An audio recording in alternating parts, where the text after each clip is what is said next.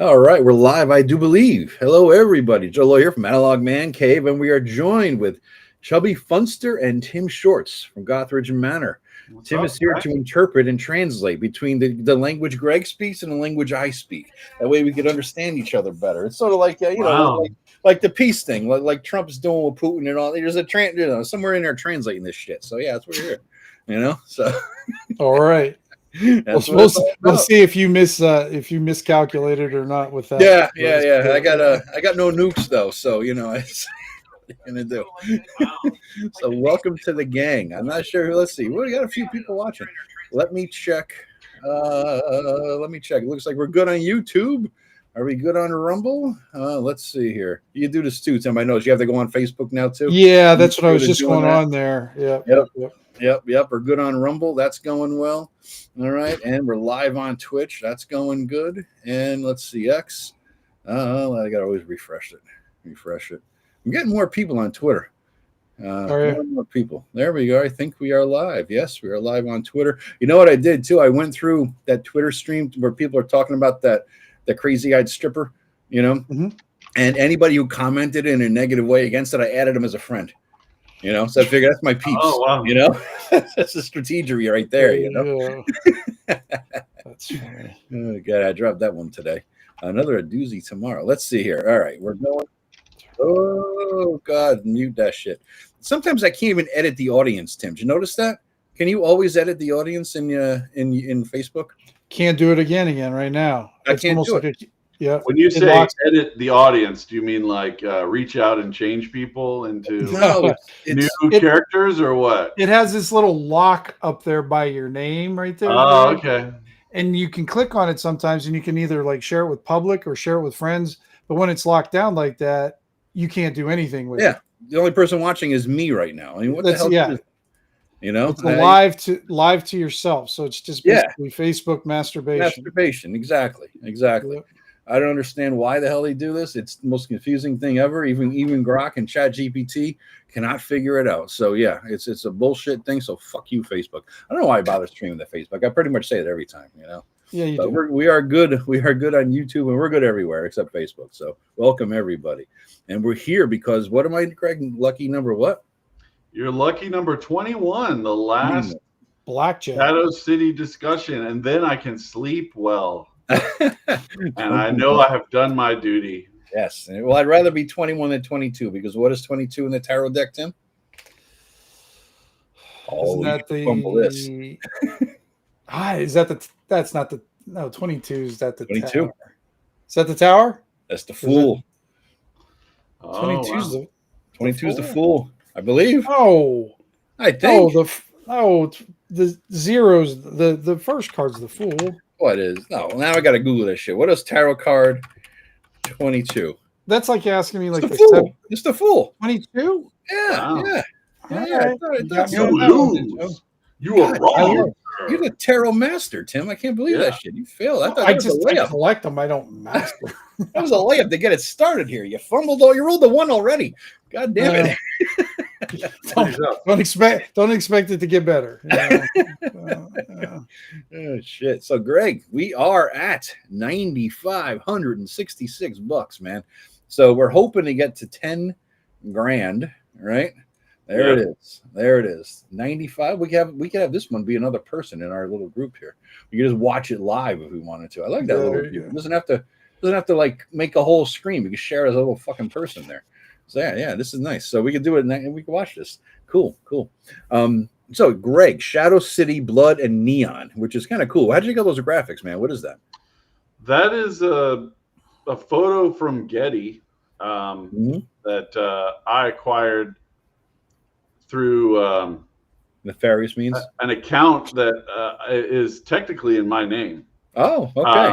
So it's under my name, and I got it, and it does not look anywhere near as cool as what I have done. That image has a ton of color correction, and you see like how it's black around the logo and extending up into streets. Like I added like a shadowy effect there. It was actually an accident. I had an image that I had selected a large part of and deleted it. And then I didn't realize that it was in Photoshop that it was set to multiply, which burns it down. The layers below it is like a darkened shadow. And it was just I had selected and deleted, and then it came out like that, and I was like, I'm keeping that. Damn, that looks good. I think that's what Bob Ross would call a happy little mistake. Yeah, it was great. Lucky. Nice.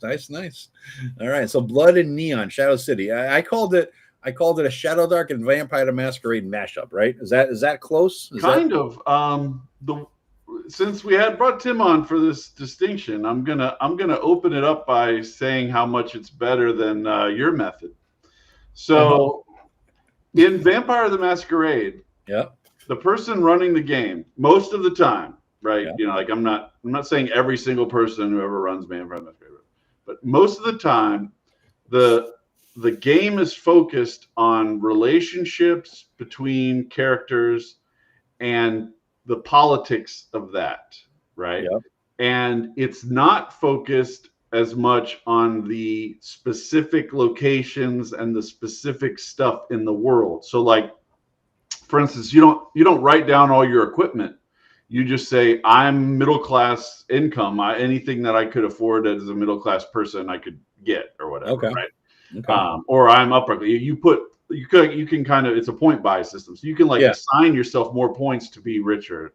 And so it's not as concerned with the details of the reality as much as it is the relationships between the characters and the NPCs and how that plays into the politics of the world. It was like high school cafeteria shit with fangs. That's how I remember it. In a way, like it is very, for lack of a better word, like feminine focused rather than masculine focused. Because like you think about those experiments where they have like baby monkeys and the boy monkeys play with the car and the girl monkeys play with the doll, right? Like it's focused on the relationships and the people rather than the stuff. Okay. And so by being stuck in that frame, you don't concern yourself with kind of creating things on the fly as much as you do in D&D when the players are like, well, I'm going to go down this hallway and you've got to like make up something that like things are so abstracted that it's rare that the player is asking you what's in this specific location. And things are more like, can I stop by on the way over and pick up a crowbar? And then the GM's like, sure. You know, like, so it's like that. You're not like looking for a specific crowbar on the ground. So because of all that, what I just said, you kind of have a GM style, like what you do, where you're building out a whole lot of stuff ahead of time before the players get there, right? So you're saying like there's this NPC and they hate this other NPC, and you create a backstory for that, right? Just like the way you describe. I mean, tell me if I that's accurate. I mean, I wrote up 100 pages of all of the town of Parnast. Then I set up, between the town of Parnast and all the NPCs there, all the traveling merchants, and then all the like 20 different NPCs who were just named but no description, another 20 who had descriptions and names, and then each, like, there's an elf place, a dwarf place, a hill dwarf place, a mountain dwarf place, a halfling place, a gnome place, and I had like 20 people in each of those described pretty well, and all their interactions. Plus, I had the whole economic system designed in advance, so I knew how the whole fucking region worked. That's what I'm saying. So and that keys in with that Vampire the Masquerade has a ton of lore, like things that have already been established as true that have to. So if there's two clans that hate each other, you need to make sure that that's true in your situation as well. And there's all kinds of things that the lore define, like this clan does these particular things, so if you don't have them doing that thing, then it becomes a problem. It's kind of like, if you ran Star Wars and you said, oh, the Jedi are evil in mine and the Sith are good, like you can't, you're stuck within the frame of the fiction. Okay. So the problem that I have with it, and that's perfectly fine way of running the game. And I've said many times, like I like Vampire the Masquerade. It's the second most successful game in role-playing game. Like, but you know why? It's you know awesome. why? Because a bunch of fucking guys wanted to get laid. That may be true, Joe. I don't judge. That's all it was. All of a sudden, they want to get laid by goth chicks. That's dude, totally I'll never throw a goth chick out of the fucking bed if we can crackers. Let me tell you. But back in the day, I did the whole goth. I didn't dress up like all gothy, but I went to the clubs because you want to get laid with a goth chick. That's all you want to do, right? So yeah. But I get it. The problem that I kind of have is that I don't want to play the game that way. I want to play it more like the way I play D&D, which is that it's not focused on those relations. It's focused on locations and territory and stuff. Okay. And I want to be the vampire who busts into the office building where the other vampire is and clears out all the rooms and then shoots that guy in the head and takes his briefcase and leaves. Right, like that's the kind of guy I want to be. Action-based vampire. Action adventure, yeah. Rather than a bunch of goth kids talking in a room or something. So I feel like the vampire genre is kind of like held hostage in a way of when people think about it, they associate it with this system, and then they want to play it in that way. Right? Same thing with Anne Rice. I mean, she looped into definitely. Exactly. So Shadow City is a way of not playing vampire that way. It's a way of playing it so that it feels like D&D. It feels like you're an adventuring party that's kicking ass and taking stuff. Okay. And if there are relationships, it's just like if we're playing D&D and you're like, well, this dwarven king, his nephew is over here. Well, I'm not going to mess with that nephew because that will piss off the king. But I'm not going into great detail to learn all of the little nuances in their relationship and how one time the nephew didn't show up for a coronation ceremony, and so there's bad blood, and that that'll open up a possibility for us to appeal to this third person to step it. Like I don't want to play like that. I want to just be like, okay, I'm not going to mess with the guy's nephew. Let's go do some crazy shit. Right. So it's a dungeon crawl, essentially. It's a dungeon crawl approach to Vampire the Masquerade, rather than a Rob Connolly, Alexander McCree, Arbiter of Worlds. My approach, we all have this similar approach to doing this. Yeah, and so it's the randomization systems in there that creates whatever you need procedurally to. That's why we invited Tim on because he was using that word you said, and rather than it being created by you. So one of the things we're going to do tonight is procedurally generate the city right in front of you. Yeah. And you can see how it is. So if we do it that way, you don't need to come up with all of the people that are in Parnas. We're just going to roll up this city, and then we'll roll with it however it goes. If it comes out that it's a industrial shipping city with a big port, then that's what it is. If it's a residential city with a creative museum district, then that's what it is. Did you see Joe's face fall a little bit? He's just cringing at the thought. I mean, sorry, I can't control it. I can't. It's odd.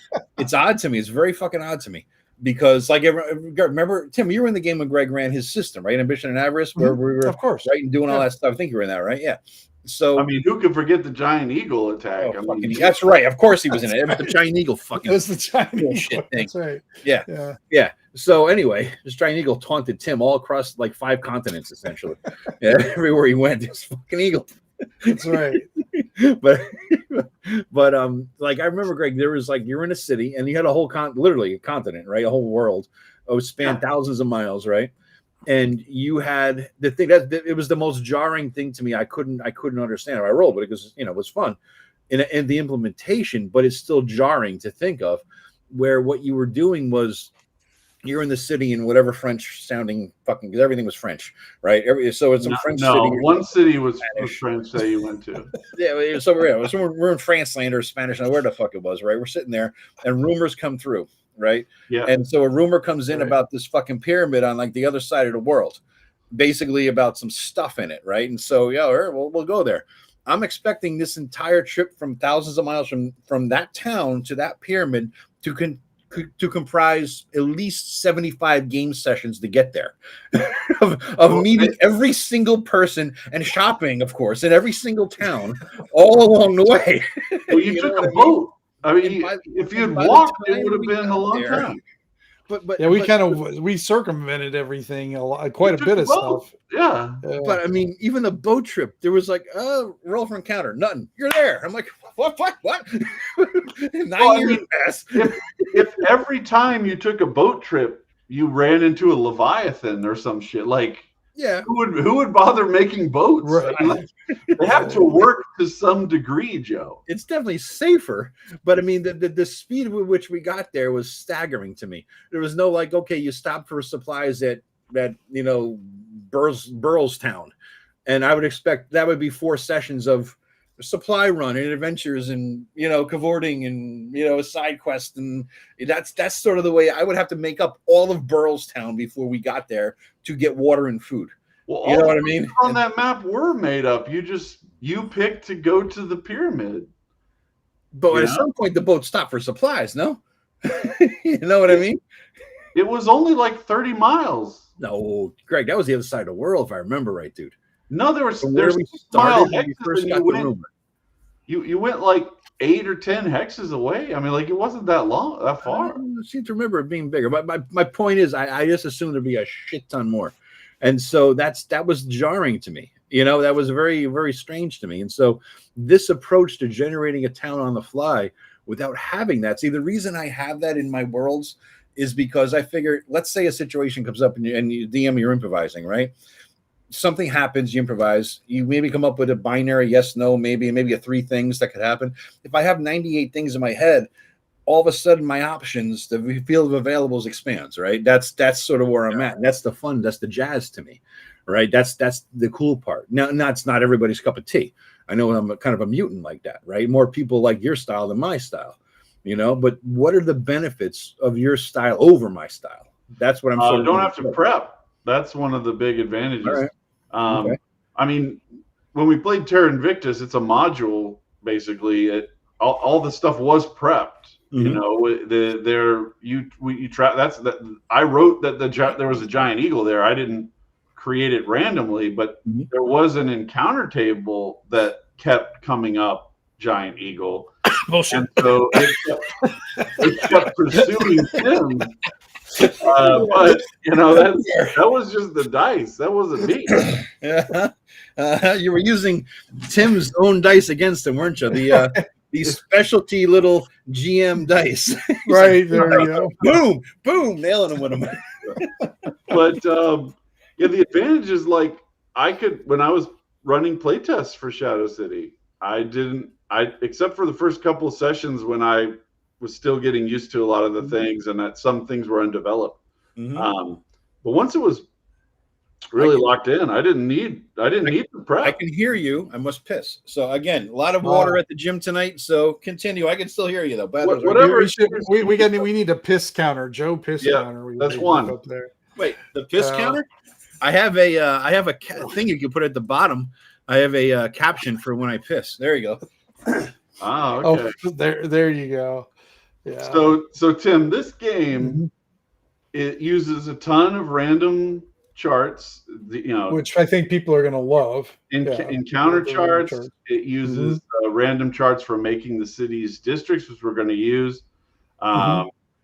Random charts for building out a building, which we could also do. All I have to do is just flip over this piece of graph paper.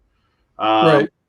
And you can just build. You can create it as you need. So if you're in a particular area and they're like, we need to find a hospital, we need to find a hardware store, whatever it is, you can roll up like a map of that store. If somebody's occupied, if there's things that are there, you can create a node map for it so that you don't have to map every floor of the building. It's mapped like it's a node map, so it's simple and easy for the players to navigate. What is a node map? What does that mean?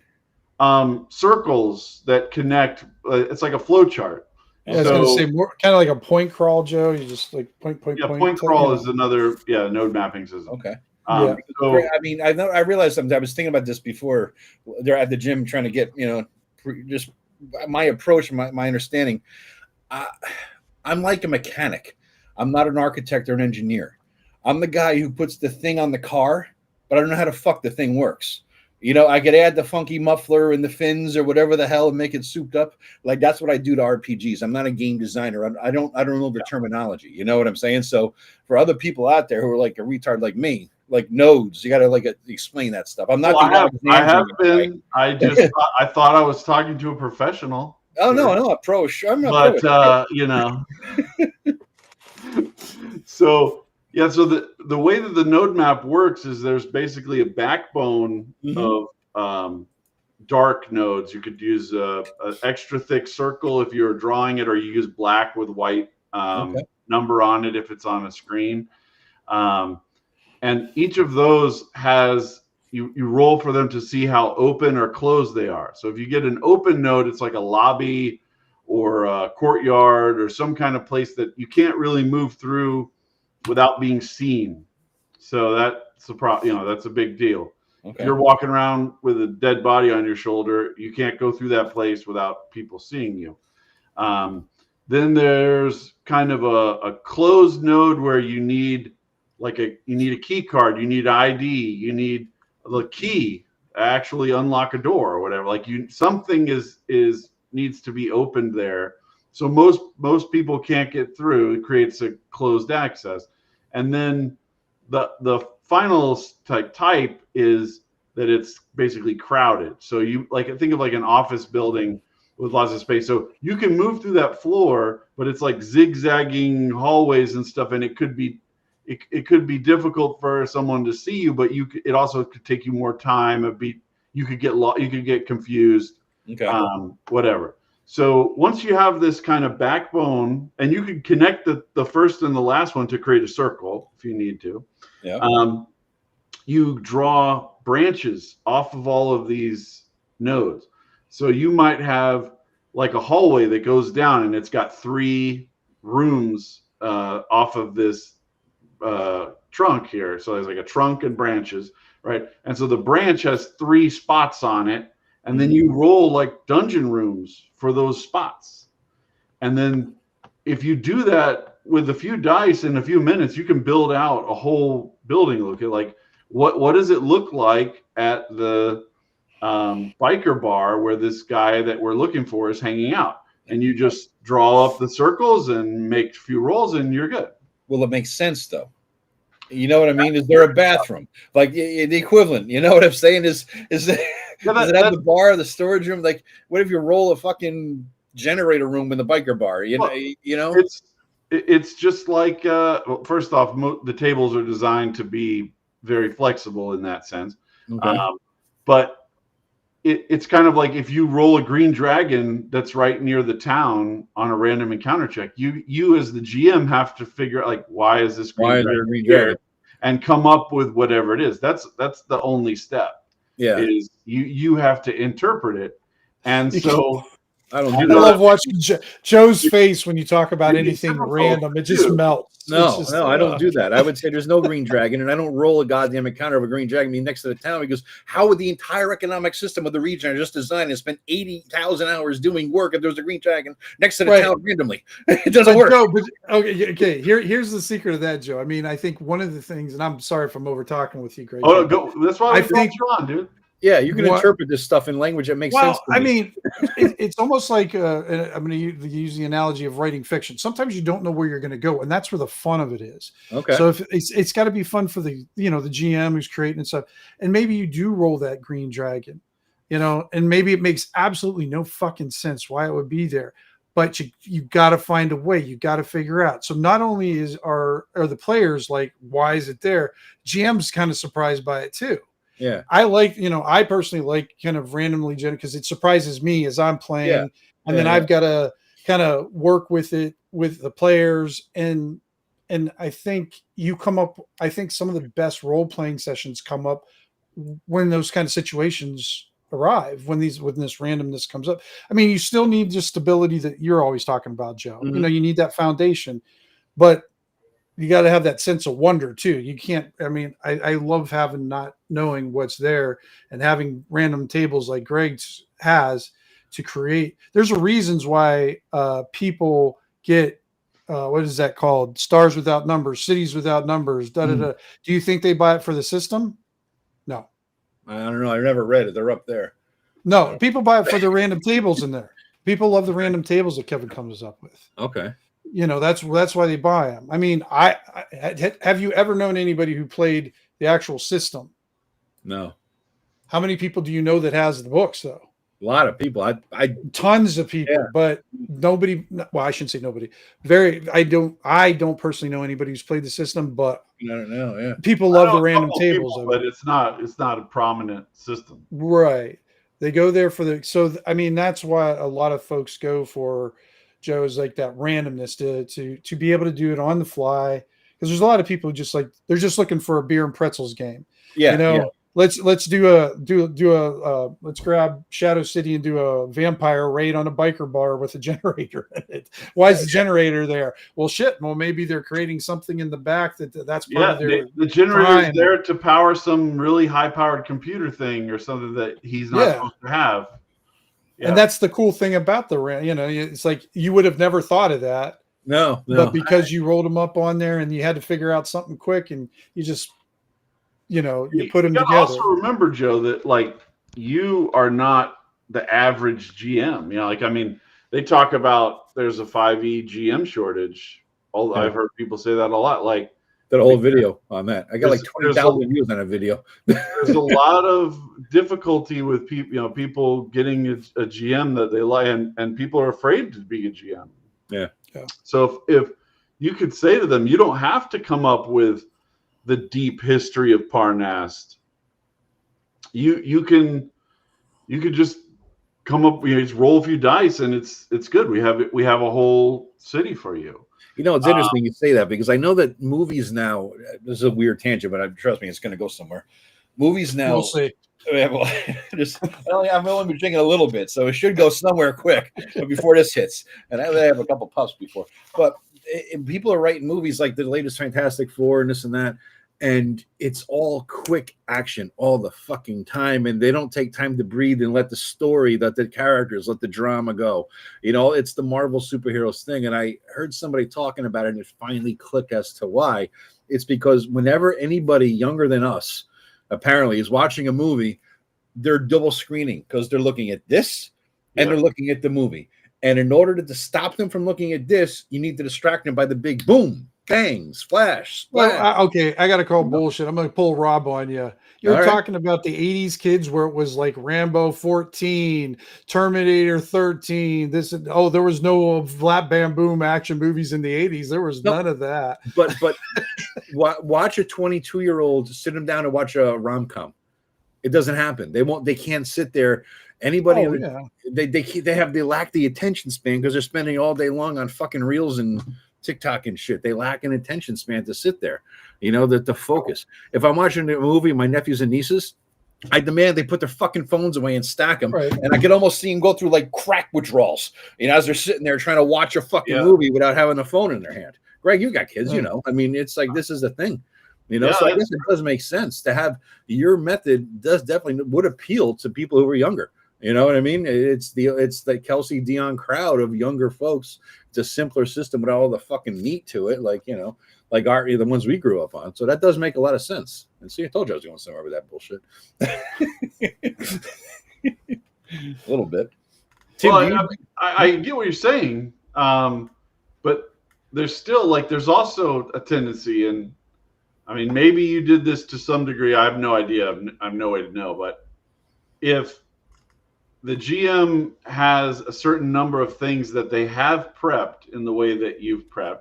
Yeah. And the players go in a totally different direction and don't care about that. Yeah. Then the GM is really hosed. Then I gotta wing it. But at least I got a lot developed that I can wing it from. What I mean? And who complains about how much time they're spending doing all this prep? I complain, but I love it. You know, I'm like an Italian old woman, like the martyr thing. Yeah. See, because you motherfuckers, I'll spend 10 hours prepping it. What are you going to do next session? You tell me. I'll prep for 10 hours for a 3-hour session, and you don't do it. Or you go somewhere else. Or you spend 5 minutes doing that thing, and then you're here. I'm like, you motherfuckers. You know? Well, yeah, there's none of that. If you're randomly determining what it is, you don't care. Yeah. That's true. I didn't spend 10 hours coming up with this location and the backstory and all the stuff. I rolled it up in 5 minutes. And if you walk in the front door and you're like, this shit looks sketchy, and you leave, no problem. I don't care. Yeah. That's what are you gonna do? You know, I don't bitch. I mean, I bitch, but I don't really mean it. You know, like I didn't care that you didn't go to rapping that. Like I didn't care that you didn't go. Well, you didn't care that we didn't go to the pre-made module dungeon, but I bet if we didn't go to the one that you had spent a bunch of time developing, I might bitch and moan, but I'll roll with it. You know, but I just more bitch and moan to bust your balls about it because you fuckers, you know, it's more like that. But I don't really mind because I do like, believe it or not, I do like the jazz. Joe. I do like the jazz of having the roll with the punches sometimes too. But I also love my epic creation. Yeah, you know. So I still think like there's even as a veteran GM, there's a kind of a challenge or an appeal of interpreting why the fuck that green dragon is there. Yeah. Like maybe whatever explanation you come up with for that green dragon ends up being a huge part of the plot. Like they're there because to steal from your world a little bit. There's been some kind of magic failure that certain things aren't working. The dragon doesn't know what's going on. It's trying to figure out why certain magical powers don't work right anymore. And so it's flown far away from its normal home to try to figure this shit out. Yeah. Kidnap the mage or something. Yeah, whatever your explanation is, you can come, it'll build more of the world. Mm-hmm. And maybe the thing that, I rolled the giant eagle off of just a D6 table, so the odds. I knew that the eagle was a pretty high odds, but if I rolled it off of like a D100 table and it just I rolled 3 D100s and it came up giant eagle every time, then it was a D1 table, motherfucker. We all know the D1 table. But if I did that, I would say, okay, there's something going on with the giant eagles, there's a reason, there's some kind of a dragon has displaced them from their normal roost, or it's like something is going on, right? And that sends the world off in a different direction.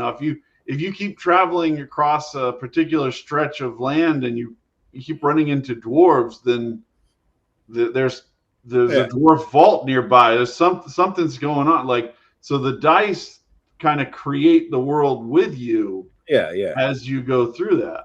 See, I don't mind the players breaking my world, but I don't want to do it to myself with a random die roll, if that makes sense. You know what I mean? You guys could fuck around and do shit. I'm like, oh Christ, that means this, and that means holy crap, wow, right? But it shouldn't break your world, though. The word break implies that there was a correct configuration. There was put it this way, there was a pre-war, there was a situation of staticness that I figured would go like this, and all of a sudden went like that. You know what I'm saying? That's what I mean by break. All of a sudden, wow, a lot changed. Holy shit! Now I gotta think about a lot of stuff, and work it all in. If you wanted to develop a particular way, Joe, there's this new medium called novels, where you can write, and it will always go the way you want it to go. It's not that I want it to go a certain way. It's just I don't expect what you motherfuckers. You just said this way, and then it goes that way. I figure that's going to have probably this, probably that, and then Rob does something stupid. You know what I mean? Well, the thing is that's your fault for not expecting that. Yeah, that's what are you talking about? He goes like, this is a water dryad based on his goddamn assumptions of whatever the fuck. And all the warnings and all the things. And if the story depends on Rob not dying from kissing a naiad, then it never depended on it. The story be, Jesus. It never depended on it. But I'm like, Jesus, Rob, you kissed the bitch. you're a married man. You're kissing a random fucking watery tart out here, to quote Monty Python. Watery tart.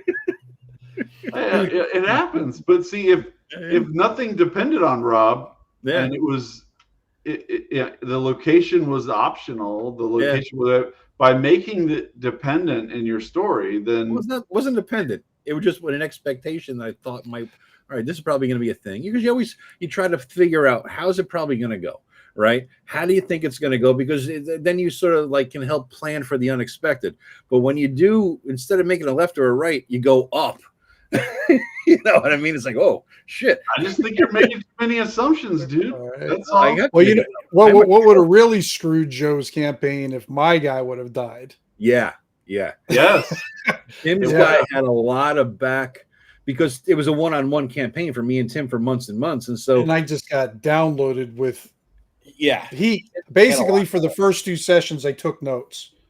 Yeah, that's what I did. Yeah, see, that's the kind of favoritism that leads to bad GM decisions. I didn't expect the 2 groups to merge. I thought it might. My group, my buddies, my local group, and you guys. I'm thinking, I don't know if these streams are going to merge. It was going to be bad like a Ghostbusters kind of way, or it's going to gel. It turned out it wasn't bad like a Ghostbusters way, so they split. And you guys went with Tim, who had already had massive backstory shit. Massive. Did you see this awesome comment from Vincent? He upgraded from the. Nice. Is that when you get 25? Nice. Is that when you get the five? Yeah, 5 of them. Yeah, because you just have 2 pledge levels, basically, don't you? I wanted to, when I run.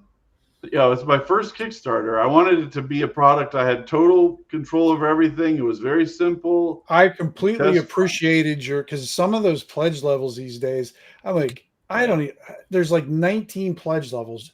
And I with those ones, I just go, I'm out. There's like an analysis paralysis effect at some point. Yes. But thank you, Vincent, very much. It's awesome. Yeah, very cool, Vincent. Yeah.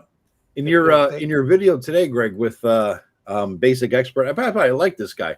I watched a few videos and I got some good ideas from him. He's a smart guy. I like his approach. I like his vibe. He's pretty good. Good, thoughtful videos. But somebody in the chat said that there was a picture out there of you all dressed goth. That was you, Joe. I don't know what you're talking about. The call is coming from inside the house. I checked it out. I Googled that shit, Greg, and I found the fucking picture. That is not me. I found the picture of the Chubby Funster. Is that not the Chubby Funster? Come on, we all see it. It's right there. That is a picture from the movie Van Wilder. I found the picture of the Chubby Funster, and there he is. It even looks like Greg. Look, let's see mouth. That is a picture from the movie Van Wilder. Greg. And do not believe Joethelawyer malicious lies. That's look. You even got the you got nail.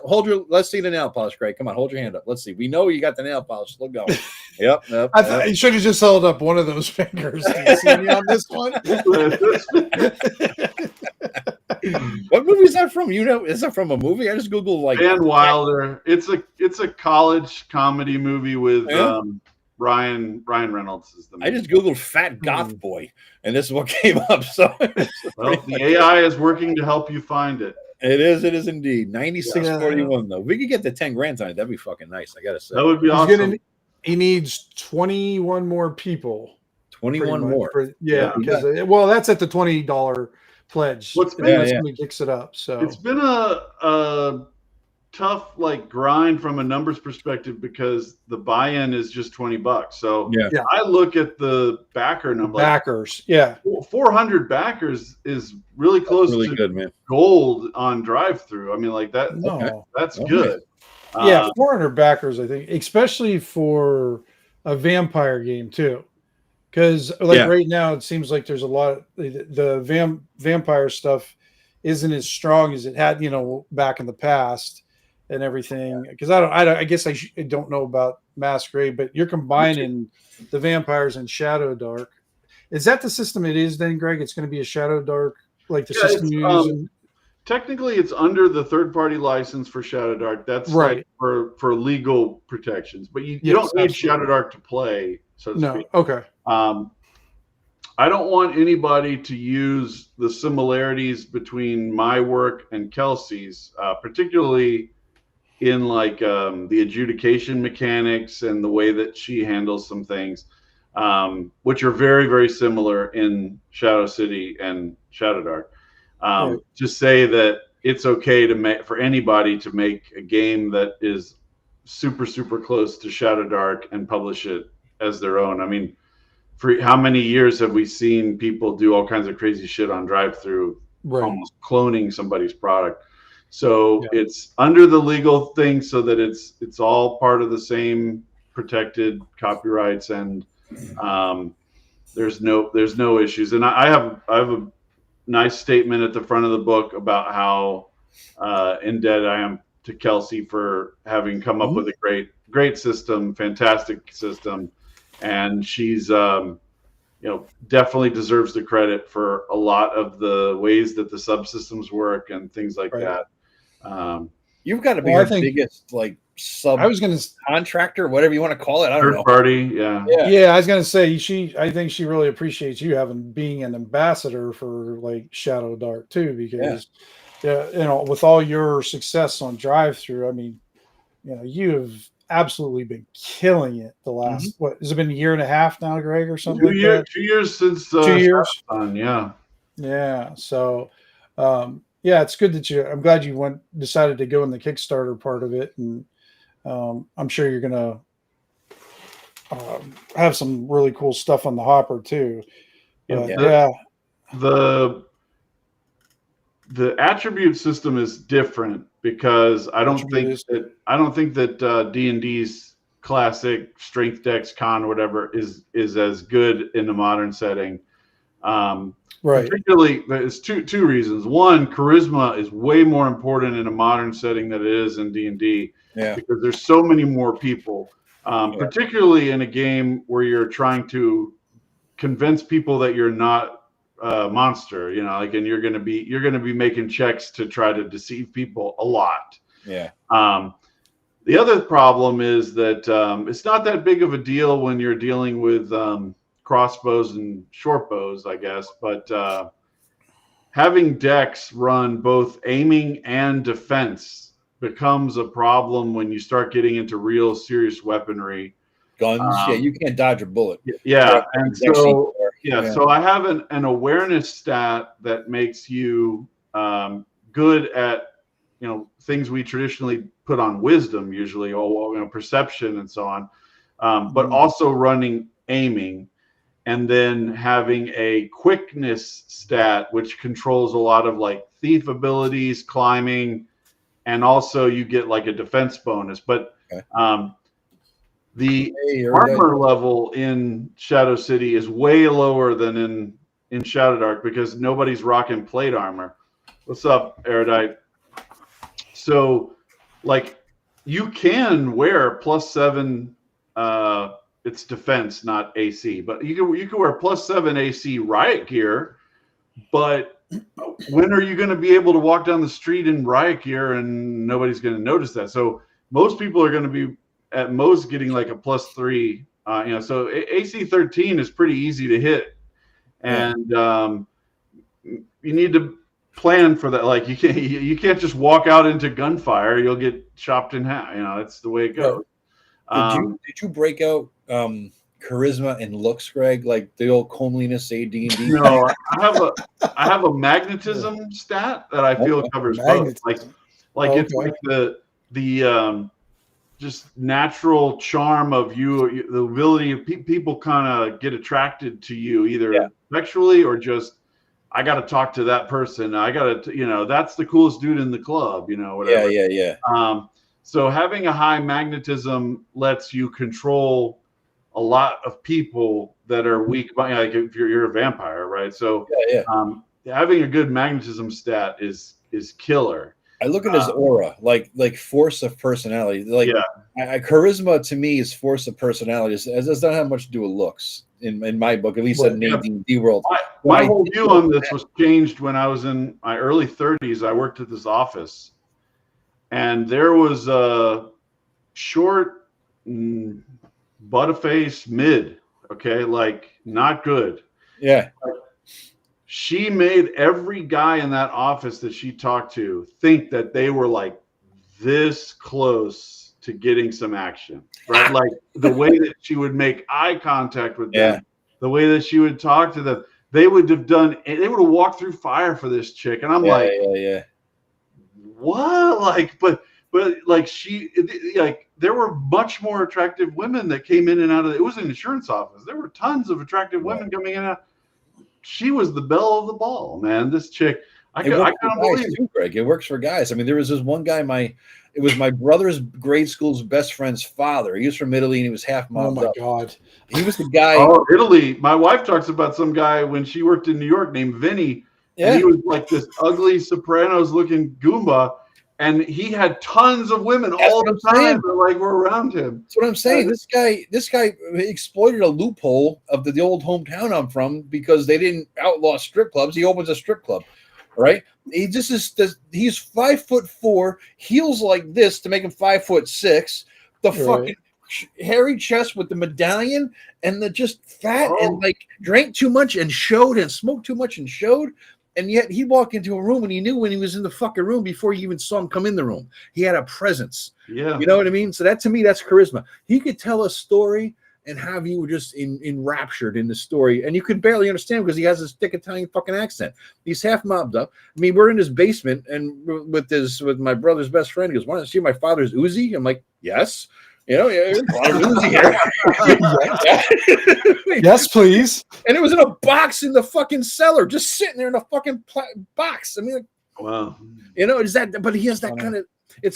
That's why I look at charisma. But I think looks do matter too. You see, like a Sydney Sweeney, Mother God, right? I mean, there's looks. You know, I mean, so I think it has to be both. How did you handle the look part? If you got this aura presence thing going, it's on the same. It's on the same. Well, I mean, you're a vampire. You're not like charming people to like make a romance. I mean, like you're gonna betray. Like the magnetism is what you're bringing them in with. And anyway, I mean, I get that you want to have a prostitute focused experience, but I don't think most people are. A fun club. Yeah, there is a willpower stat because there's a bunch of supernatural opponents. There's angels, demons, fairies, mages, werewolves, and all that stuff. So willpower helps you resist their supernatural abilities. So maybe you run it in reverse. It's not that you're modeling attractiveness as much as a lack of willpower in potential targets. Okay. Right. So you could have them make a willpower save, or you end up sleeping with Joethelawyer. You know, it's not too hard of a. I mean, look at this. Who the hell wouldn't want to, Greg? You know, I take the hair down. It's all over. Man. I get it. I mean, it's all over. I get it. It's taller laying down. It's funny, Greg. Tim. So, Greg, you had a special treat for us. Because I said to Greg before, I said, you know, 21 fucking thing, 20 before this. You know, is there anything you haven't done or wanted to do, and you want to let him know, Greg? What are you doing for tonight? Let's let me get rid of the make a small Shadow City. So let me switch my camera around. I'll be right back. Yep. All right. So Greg is going to aim his camera somewhere lower. Hopefully, don't get all excited. The hex square. Yeah. Don't get all excited. He's going to get rid of the share screen thing. There you go. All right. So we're going to actually do this. Tim, do you have the book? Did he send you a PDF at all? I don't think so. Me either. Cheap bastard. You're gonna make us buy the fucking thing. I'll give you a book later. I was gonna say Tim could roll and you could do it, Greg. That way. That's why I asked him at the beginning when we got on, dude. Yeah. Do you want to roll, Tim? You want a quick PDF? Yeah, I got my dice right here. Yeah. All right. So Greg, you want to? So Tim will roll and Greg, you show from the options or something. Well, the first rolls have to be on the paper so you can draw where the you do. Okay, that's the Zach Smith approach. So what I'm going to do. And it's weird because orientation is. Why don't you make his? Yeah. Big in Greg there. There we go. That's great. Okay, so you just roll it on the table. Okay. That was a 1. Right here. I can find it for you, easy, Drake. Yeah, so I'll kind of move these a little bit. Yeah.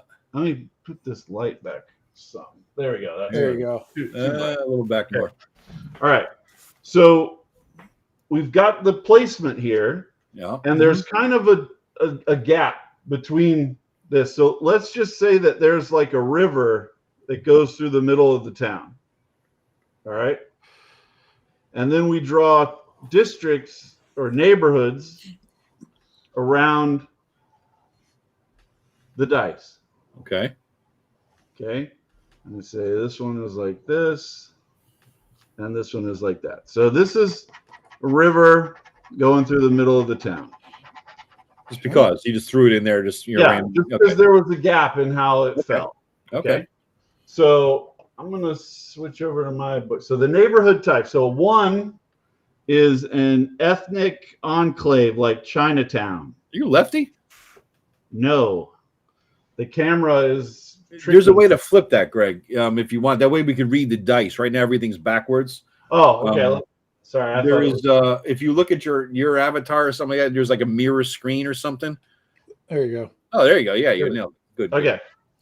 All right. We only did 100 of these. Lefty would explain a lot. I was just thinking. Yeah. Okay. So, man, I need to turn this slide on. It's too. Yeah, it's a lot of glare. Too bright. Okay. Oh, there. Yeah, that's better. Yeah. So, this is an ethnic enclave. So, we can also determine that randomly using a nationality chart. But if you guys have one that you want to do, like it could be anything from. No, he's Italian. He's Italian. Italians? We're going for Joe here. We're going the other Joe, the guy who owned the strip club. Yeah. All right. All right. So then we have our inspiration. The uptown part of the city is up here. Yep. Okay. The 4. Let me switch back over here. The 4 is a harbor, so it's a harbor along the river. You're getting us where, Greg? From what? I have a chart. I have a D20 okay, chart. Okay, cool. So 17 is a tourist neighborhood. Yeah. So this is people visiting, and then a 10 is an industrial neighborhood. Do you have the book, Greg? You can put it like in front of the camera for a second just to see what. Because I don't, you know what I mean? Rather than gives them an idea of what you're looking at. That might be helpful. All right, there's only so many things he can show us at a time, Joe. Yeah, I know. Just to get a rough. Okay, like here's the neighborhood chart. Gotcha. I'm just going off of this table. Gotcha. Okay. So, There's very much ShadowDark layout and everything too. Yeah. Mm-hmm. So now that we have these in place, now I can let Tim do the rolling, and you guys just tell me whatever. What do you need me to roll, Greg? You can either name each of these neighborhoods whatever we want. Actually, while I'm on that, I'm going to go to. I had set up a tweet to say we're generating the city right now. Come on in. Oh, cool. Yeah. All right. So do you have a good name for the Italian town, Joe? I don't want to out the guy's family, but let's call it Little Napoli. How about that? Okay. His family was from Naples. All right. And then the uptown. Let's do this one randomly. So, Tim, give me 2 D20s. 2 D20s. All right. I can tell you right now, it's a 1 and a 1. I did roll a 1. First one was a 1. And a 10. 1 and a 10. All right. So there's another 1 in that 10. Yeah. This is 0. Grove Commons. Grove Commons. All right. So if you'd rolled 2 1s, it would have been Grove Crossing. All right. Okay. All right. So for the Harbor District, do you have a name or do you want to roll? What do you want to do, Greg or Joe? You go. It's all you now. I just cared about it a little literally there. Let's use just tables. I cannot. Now, do you have a table for names for each type of district, or just kind of a generic? This is just a generic one. You know, Hamilton Market, Magnolia Terrace. You know, stuff like that. Okay. I was gonna say we might end up with a lot of groves in here. So I got an 18 and a 12. That is Madison Market. Go. Okay, and then 2 more for tourist district. Tourist, a 4 and an 18. That is Lenox Creek. Okay. All right, give me one more set of 2. Yeah, Lennox Creek. That sounds like one of those like yuppie brands with a collar, kind of thing. Yeah. Lennox Creek, yeah. 11-3. Magnolia Point. Well, I got a lot of different. Yeah, I don't think I duplicated any of the numbers at that time. And if it does duplicate, like I just flipped which one was first and second. So I haven't had any problem with just using this chart. Okay, so Tim, I need you to roll 5 d4s, one for each of these districts. So for 5d4 for each one? There's 5 districts, 1d4 for each one. Oh, each one. Okay, so for the first one, I got. What are we looking for here, Greg? What is the? What are we rolling? This is how many points of interest are in the place. So in Little Napoli, there's 3 locations. Controlling those 3 locations is very important. If you control them, you kind of extract a blood rent from the whole neighborhood, because it's like a area that's controlled by the mafia. All right, that fits. All right. So how many points are in Grove Common? 2. It's almost like Vampire Risk. Yeah. All right. How many points are in the Harbor District? 2. We got 4 in the Tourist District. Wow. Okay. This is a good place here. Lots of money. And 2 in the Industrial. All right. So now for each of these points of interest, I have a D10 table for each type of neighborhood, and it will give you what those places are. So for the Little Napoli, we're going to roll 3 D10s. Okay. And you tell me what they are. I got a 2, a 6, and a 9. All right. So the 2 is an occult magic shop. Greg, do you go to a manicurist? Just curious. No, I'm just cleaning.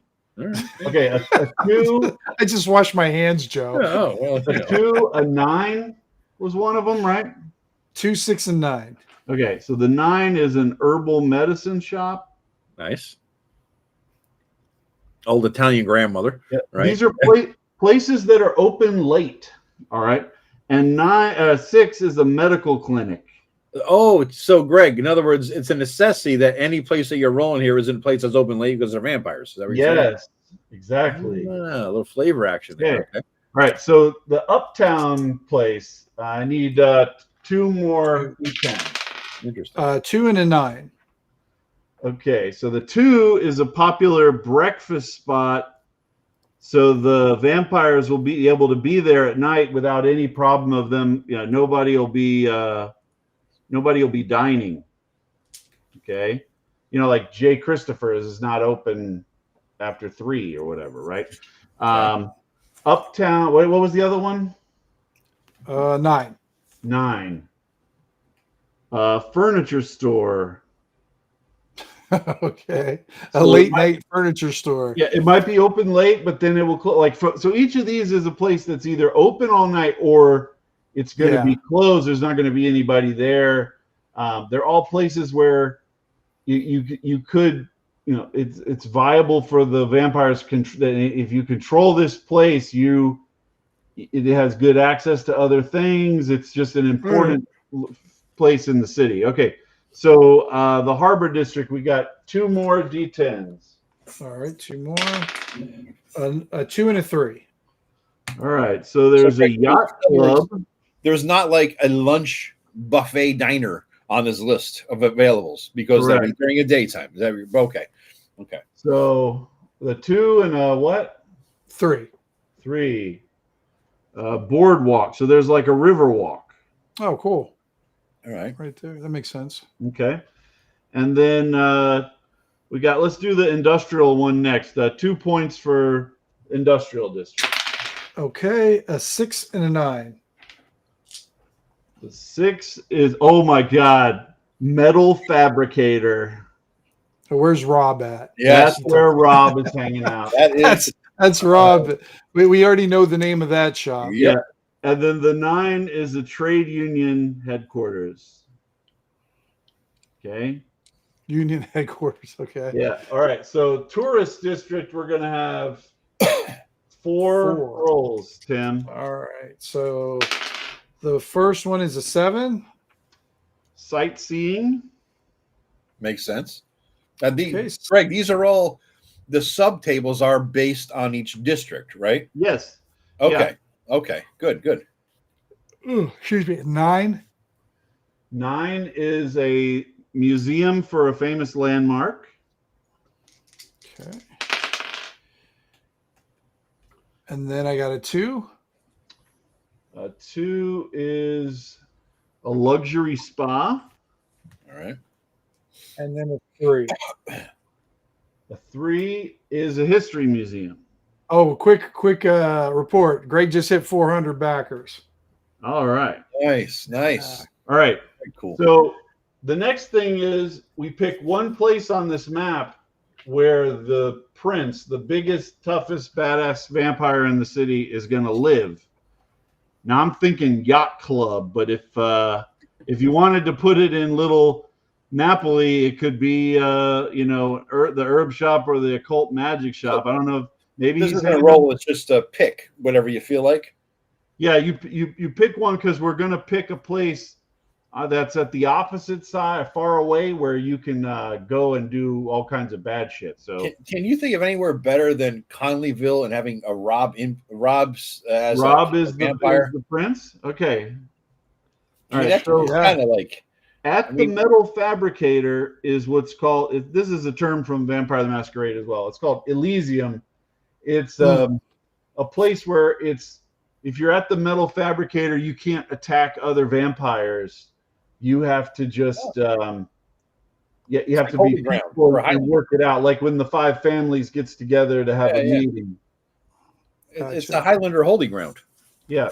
So then you want to pick a place that's far away where there's unlikely to be anybody at night. Let's say the furniture store down here. Yeah. So the furniture store is what's called Tartarus, like in Greek mythology, to the opposite of Elysium. Right. If you want to fight and kill people down here, nobody will say anything to you. So there's never going to be anybody at the furniture store at 2 a.m. So this is where you come to settle your disputes with violence. Huh. That's why it's discount furniture. It's got little extra. That's right. Yeah. Like, I just watched the old Sopranos. It's like Satrials when they chopped them up in the back in the meat grinder and oh god, yeah, killed them. That's right. Okay, so Joe's apartment. Yeah, there you go. Yeah, so this is how you generate. So Joe, we just generate the city like this. Yeah, and we can put the new players anywhere we want. Let's say that they right now nobody controls the harbor part of the city. So Greg, about character generation, is it what's the quick? You say we put the players wherever you want. As I'm coming into this with a character sheet, what's it look like? What am I looking at here? You know what I mean? It looks like a ShadowDark character sheet. It's on the character sheet's on the Kickstarter page. Oh, you just scroll down and look at it. Yeah, it's down. Just scroll down there. Okay, perfect. Yeah. You can make a character in like 5 minutes. So it's just like ShadowDark.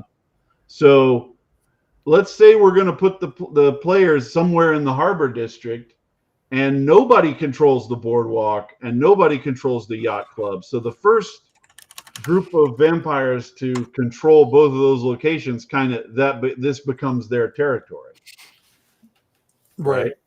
And then once they do that, that also means that they have to maintain control of those locations, because if they lose them, then they won't get their rent of blood anymore. Right. How long do they have to hold them, Greg, to night to night? Rent? So it's so that the time period is one like night to night then. Huh? Yeah, night to night. This game is set up so that like just making it to the next day is tough. It's like the Coma Forest. I mean, it's not new there. It's not new under the sun.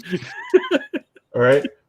So we can, go and build any of these locations, and we can just build it right now. So Joe, what's your favorite location on this spot here? Is it the metal fabricator? Only because we can make fun of Rob a little bit, but let me see. The spa. Let's say the spa sounds interesting. You can do a lot with a spa. All right. So I'm going to assume it's a small location just so that we don't have to make a bunch of rolls. Okay. Mm-hmm. So that means it's going to have 5, and we'll kind of shade these a little bit darker around the edges. And it's interesting too, because like a big city, as you know, like what's open, right? When I used to live once upon a time in Colorado years ago in Denver, and you would think, you know, I lived in New Haven, I worked in New York City, Manhattan, and I was used to having like anything I wanted all the fucking time, anything open, right? And so you would think that city to city that it kind of be the same. I moved to Denver, and in you know, New York, the old axiom, the city never sleeps. It is absolutely fucking true. You go to Denver, and I could not get a fucking cup of coffee after 10 p.m. except at one fucking place in the entire city of Denver in the early 2000s. It was still European cities are like shut down after 8, dude. What's that? Most European cities are like shut down after 8. Weird thing. Yeah. It's a very weird thing to me. I was shocked at it, and there's no Dunkin' Donuts out there either. So when I look at this, I'm thinking, you know, the big who the hell doesn't have a Dunkin' Donuts? I think if you don't, well, I know. I was surprised. Like when I took Ivy home for the first time back in Jersey, I was amazed by the amount of Dunkin' Donuts. There was one everywhere, on every freaking corner. Every corner. And that's the hell with that Starbucks. Joe's Luxury. Joe's Love You Longtime Spa. Yeah, that's what. Okay. You do a lot with a spa. That's what I was getting at. Everybody knows me well. All right. So Tim, give me a D6 roll, and that'll determine how dangerous it is here at the spa. All right. I got a 6. So deadly. Ooh. So you're making encounter checks every hour. Okay. All right. That makes sense. Deadly spa. Yeah, you get somebody in a vulnerable position, you grab their neck and just start sucking. Yeah, there's crazy shit going on at Joe's spa. Okay. I have a feeling we should call this, you know, P. Diddy spa now. Yeah. So, a lot of baby oil going on here. Yeah. So Tim, I want you to roll me a D4 for each of the. We're going to go through each node. So give me a D4. Okay. First one is a 4. Well, hold on. I got to draw some stuff. Oh, is that the things off of there? Okay. Yeah, this is like the number of branches. Okay, what was the second one? 3. This is going to be a big spa, isn't it, Greg? This is secret rooms in here. Joe's luxury spa doesn't fuck around. Okay. All right. What's the second or third one? 4. Wow. All right. This is definitely a Korean spa. I'm saying. I mean, you know. You offer more services than extras. All right. Oh, you got 4 again, Greg. I'm not sure. Oh my God, Tim. Kind of place would jerk you a long time, you know, that kind of a place. Well, I'm only rolling D4, so you know, I'm still. All right, give me another one. Last one is a 1. There you go. That's what you. Greg, you're writing. That's Joe's office there. Yeah. Supervising with all the hidden cameras for blackmail purposes. Right. Greg, you just rolled these. I mean, he rolled the 3s and 4s. You put them wherever you wanted, each side, however you want. Yeah, you just draw them out however you want. Okay. Joe's herpes hut. All right. So let's start in at the opposite of where we started the first time. Give me a D6. Okay. D6. 6. All right.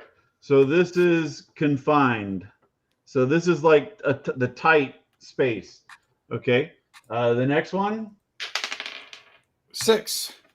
Wow. Also confined. I'm gonna roll a different die. It's a labyrinth. That's a labyrinth of illicit love back here, I guess. Okay. Well, I'm thinking it's sort of like, you know, you got to pay more for every circle you enter. Oh, it's locked down. 5 for the next one.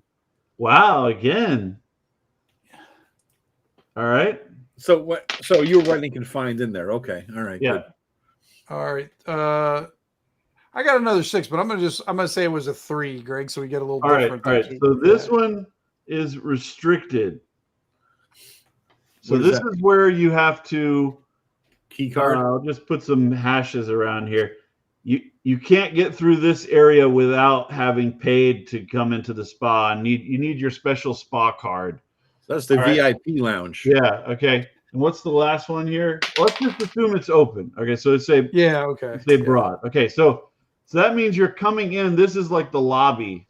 The broad one is the lobby. Okay. You have to have the key card to get back here, and then it's like Joe's labyrinth of love going back here with all the massage rooms and everything. Okay. Right. All right. So, do you have a thing for where the stripper poles are? Yeah. No. Sorry. All right. So I'm going to write the numbers on here so we can do them fast. But Tim, keep giving me D10 numbers until I ask you to stop. And what are these for, Greg? These are for all the rooms, like they're dungeon rooms. Basically. Gotcha. Okay. 8, 9, 4, 1, 4, 1, 2, 2, 3, 2, 0, 6. That would be 10, yeah. 10, I'm sorry, yeah. Yeah. 9, 5, 7. And how many more? You need 1 or 2 more? 1 more. And a 6. A 6. All right. So the 8 is a minor monster. Now, how many of these, Greg, do you have? What's the how many things on the table? It's a D10. Okay, so 10 different things for a spa. And these are just categories, Joe. We're going to roll what the specifics are later. Okay, so the 9 is valuables. So this is like where they're taking everybody's money. Like, so this is they kill them and they have their valuables after they kill them. They put them in there. This is like maybe you can leave your stuff here, and this is where the cash boxes are going to be for paying people and so on. Okay. 4 is a hazard, and 1 is vacant. So we're going to say that this is vacant is like where you're coming in. Okay. It's just an open passageway. Okay. All right. So then there's another hazard over here for 4. Now, Greg, is each like you rolled these D10s off of restricted and closed or whatever? Is there a different D10 table for each one? Yeah, there's a different D10 for like minor monster from valuables and from all this stuff. But off of open and closed? No. Okay. No. Restricted, open, closed. Okay, same D10 table, no matter what. Okay. Yeah. Okay. And then a 3 is more. Everybody wants to really go, so. He wants to. What's that? Erudite's looking to get down there. He wants to give it a call and make it a reservation. Apparently. Yeah. Okay, so the 10 is the major monster of this location. Okay. 9 is more valuables. So interesting. What did you use for monsters, Greg? In this, I mean, it's not trolls and goblins and giants. Angels, demons, fairies. And all these are like kind of like modern themes. So like the fairies, there might be like a seductress who draws you in and drains max HP from you, like a succubus, siren or succubus. Yeah. You should have led with succubus, Greg. It would have been way into this thing a lot sooner. I didn't play back when I was a kid like you and get all hung up on the succubi. Dude, that was many every person my age, if they still have their monster manual, that page is stuck together. Just saying. All right. Okay. So we got 2 vampires here, and we got a big group of mortals over here. So I'm going to say like this is the path into where the Tong is operating their gang or something back here with these people. And there's a low-level vampire that's in charge of that, but the high-level vampire is back here in like his private location because he's the deepest one into the structure, right? What's the difference between a mortal mob and a mortal group, Greg? Mortal group is 2d6 mortals that hang out there. A mortal mob is 10d6. So this is like where the gang is hanging out doing gambling, like think of like a scene from The Sopranos when they're all at the club. About a big, of course. Yeah. Okay. All right. So now for each of these places. We're going to roll a D10. Now, I'm not going to do it for this entranceway to just make sure it stays open. But for the hazard, Tim, give me a D10. D10. All right. 1. All right. So there's a wounding or painful hazard here. So let's say that there's like a place where they're open construction, and if you're not paying attention, Joe's Pleasure Palace is adding a new wing, and then if you fall down into the hazard, you can get hurt. Okay. Now, Greg, you would do this stage before the game session starts. You're not making this up as they walk into it, right? This is DM prep, right? As long as you have this, like the map here with the circles, I was able to just roll them as they came into each location. It was that quick. You know, you could I hate to say, you could talk to Rob. He can randomize this bullshit for you real quick. You know what I'm saying? Hit a button, boom, there it is. I understand. Yeah, this lends itself easily to computer randomization. Yeah. So for the valuables, Tim, give me a D10. OSHA violation. 8. 8. So that's mixed. So mixed in with other items. So this is like everybody's stuff that they've left here while they're in the spa. So you'd have to dig through a whole bunch of clothes and lockers and stuff, but you could get somebody's Rolex or something over here. All right. So for the minor monster, give me a D10. 4. Minor 4. He's bored and distracted. He's on his phone. Okay. Yeah, he's texting. All right. So then this is Vegas. So give me another D10 for this second hazard. 5. 5. Time consuming. So this is like a drug room where you can get lost in the heroin or something and just the opium den. Lose track of a lot of time. Lost in the heroin. Yeah. That's such the whitest thing I've ever heard anybody say. Hey. I'm not a drug abuser like you, Joe. I don't abuse it. I make use of it. What are you talking about? Tim, give me another D10. Ever heard any of your clients say anything like that, Tim? It's funny. I heard somebody use the in front of something earlier today where they said something, the cocaine, or they did for a drug too. It was just funny. I got a 3, Greg, for that. All right. So this is supply storage. This is where Joe keeps all of his essential oils and everything. Diddy oil.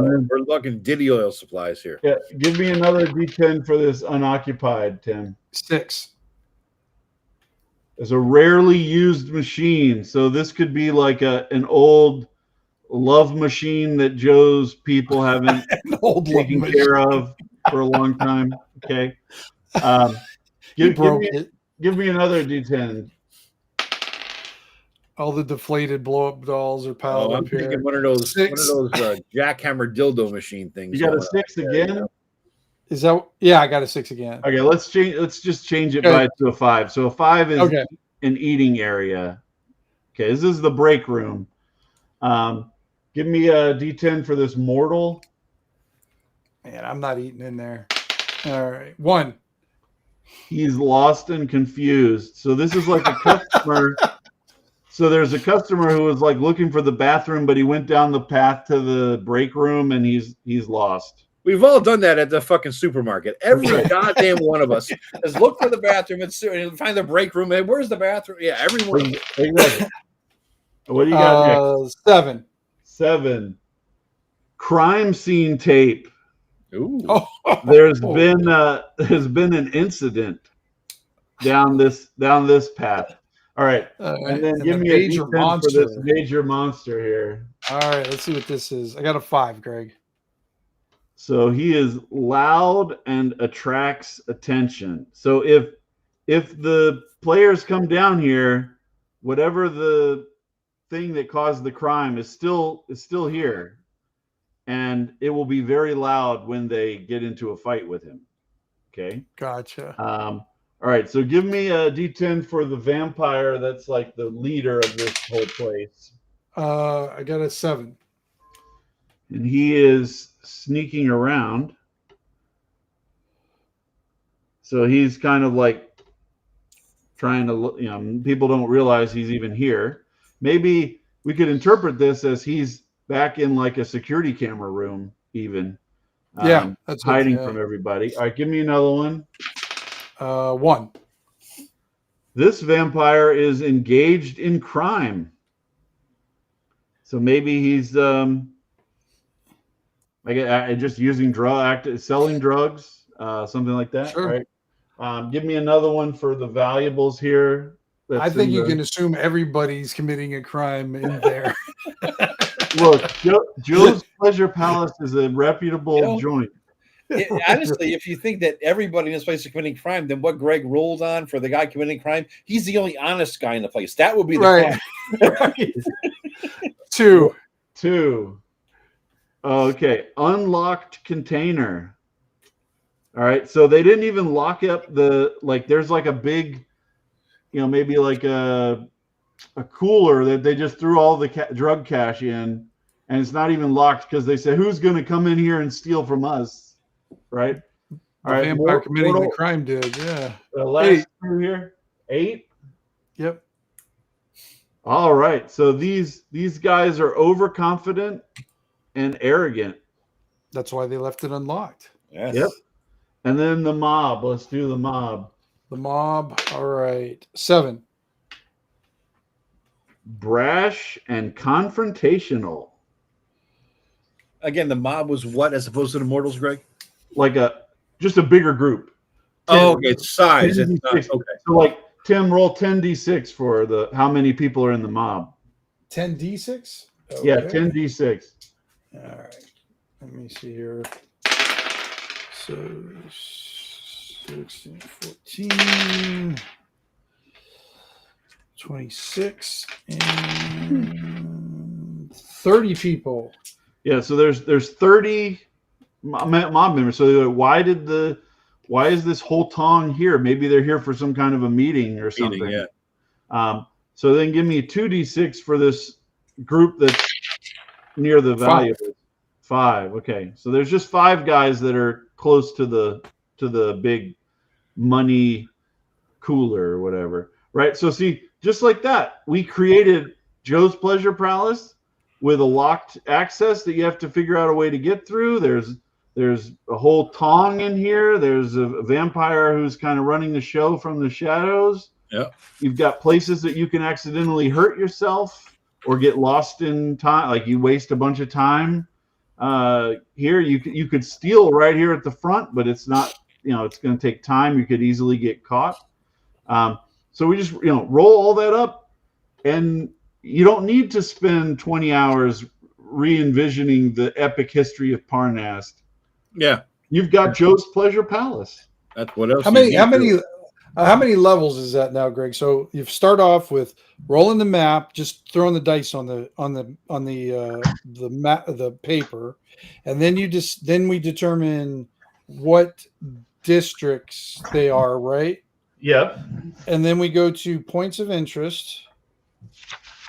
Yep. So here's the map. Number of points of interest. And then we go to what the points of interest are. And then let's see what else. I didn't know Erudite was making all these comments. He's for everybody. Ocean violation. Yeah, he has an exceptional knowledge of porn, too. By the way, he even brought the Sibian, which is that's what I was. Yeah, that's the thing. That's either he watched a lot of Howard Stern back in the day, or he's a degenerate like me. So who knew? Right. And then then what we did is he wanted us to Jaquays the map. So here we'll say there's like a secret passage here. There you go. And now we've Jaquaysed it, man. The one passage Jaquaysed the way. Well, you could say this one goes up to like the roof. Oh. You can't say Jaquays anymore, Greg. Remember, he changed it to take all the credit. That douchebag. Alexandrian, is it? Yeah. All right. So like this is the roof, and let's say that there's maybe an access here and an access here. Okay. And now you've squeezed the shit out of this. All right. Yep. Definitely. All right. So I walk in the front door. I avoid the hazard, Greg. I'm in the first room. All right. I got Columbo the dwarf is looking to get some action here. Maybe a little happy ending or something, right? And see what happens. All right. Describe it. Columbo walks in. Yeah, there's a desk and a woman there who says, "What brings you to Joe's Pleasure Palace tonight?" I heard this was the place to go to relax. I give her a wink. All right. Well, do you have a reservation? I do not. Did I need one? Well, we need you to have had a reservation. There's a high demand for the kind of relaxing techniques that are available here, and we need to do a few credit card checks and background checks to make sure you're a reputable customer. I have this bit of gold that I salvaged from some woods somewhere. Would that be helpful? I'm afraid you're going to have to make an appointment and come back. Bless. You look a little scuzzy. Oh, that's I got how many fingers like Skull I left? He's down to a few. This would be when we make that reaction check. What's your charm level? Can you get an appointment with no appointment? Yeah. I mean, money always gets you there. I threw the gold out, but that didn't work. So yeah, try your charm score or something like that. Well, roll a dice. All right, I'll be 17 on the die roll. Well, it's a 2d6 reaction check, so we'll 7 on the 2d6. Well, I'm sorry we're gonna have to not let you in back, but why don't you take a look around our little shop and see if there's any essential oils or bath salts that you might need, right? So let's do something here, Joe. Go. You head over into the valuables area where you start looking around through people's stuff. let's say you make that 17 for like a stealth check. Yeah. And nobody notices that you're pilfering. Okay. All right. So give me a D100 and we'll roll you up some. I'm going to bust out my new D100 that I was taunting Tim with the last time. Remember this one, Tim? Came in a leather pouch and all that. Oh, right. Yeah. Yeah, this is nice. This is a nice D100. We'll see how long it rolls for. Oh, it's going to roll for 9 years. But yeah, let's see. Oh, fuck, I rolled off the table. The only problem is reading it. Yeah, this sucks for reading. 48. There it is, 48. 48. You find somebody had left a paramedic kit. It's a red duffel bag. It's fully stocked. It has 5 medical kits. Street value $375. Oh, there must be some fucking painkillers in that shit. Yeah. All right, I'll reach for the painkillers at least, if nothing else. Right. Yeah. So now, of course, remember, like you're the player. You don't see this map, so you could press your luck and come back here and run into this guy and get into a fight. So there's a door out of this room. In other words, I'm looking at the room. What do I see? Yeah. So I could describe to you the kind of gift shop area, and there's some essential oils and bath salts and stuff. And then there's an area where people put stuff in lockers. Okay. And that's where you kind of like went over there and were rifling through people's stuff. Yep. And then there was another door that was a closed door, and you're like, hey, I'll go check it out, right? I'm going to look for traps and secret doors. I don't know. I'm still in D&D mindset. I'm looking for security cameras. This is what I'm looking for, I guess, in this new, modern world, right? So look, is there any security cameras around? You do see some security cameras. Aimed at the door and me? Yeah, all over the place. I just really fucked myself royally there, didn't I? Yeah. Stealing his oxys out of the medical kit. Damn. No red alerts went off, huh? Not yet.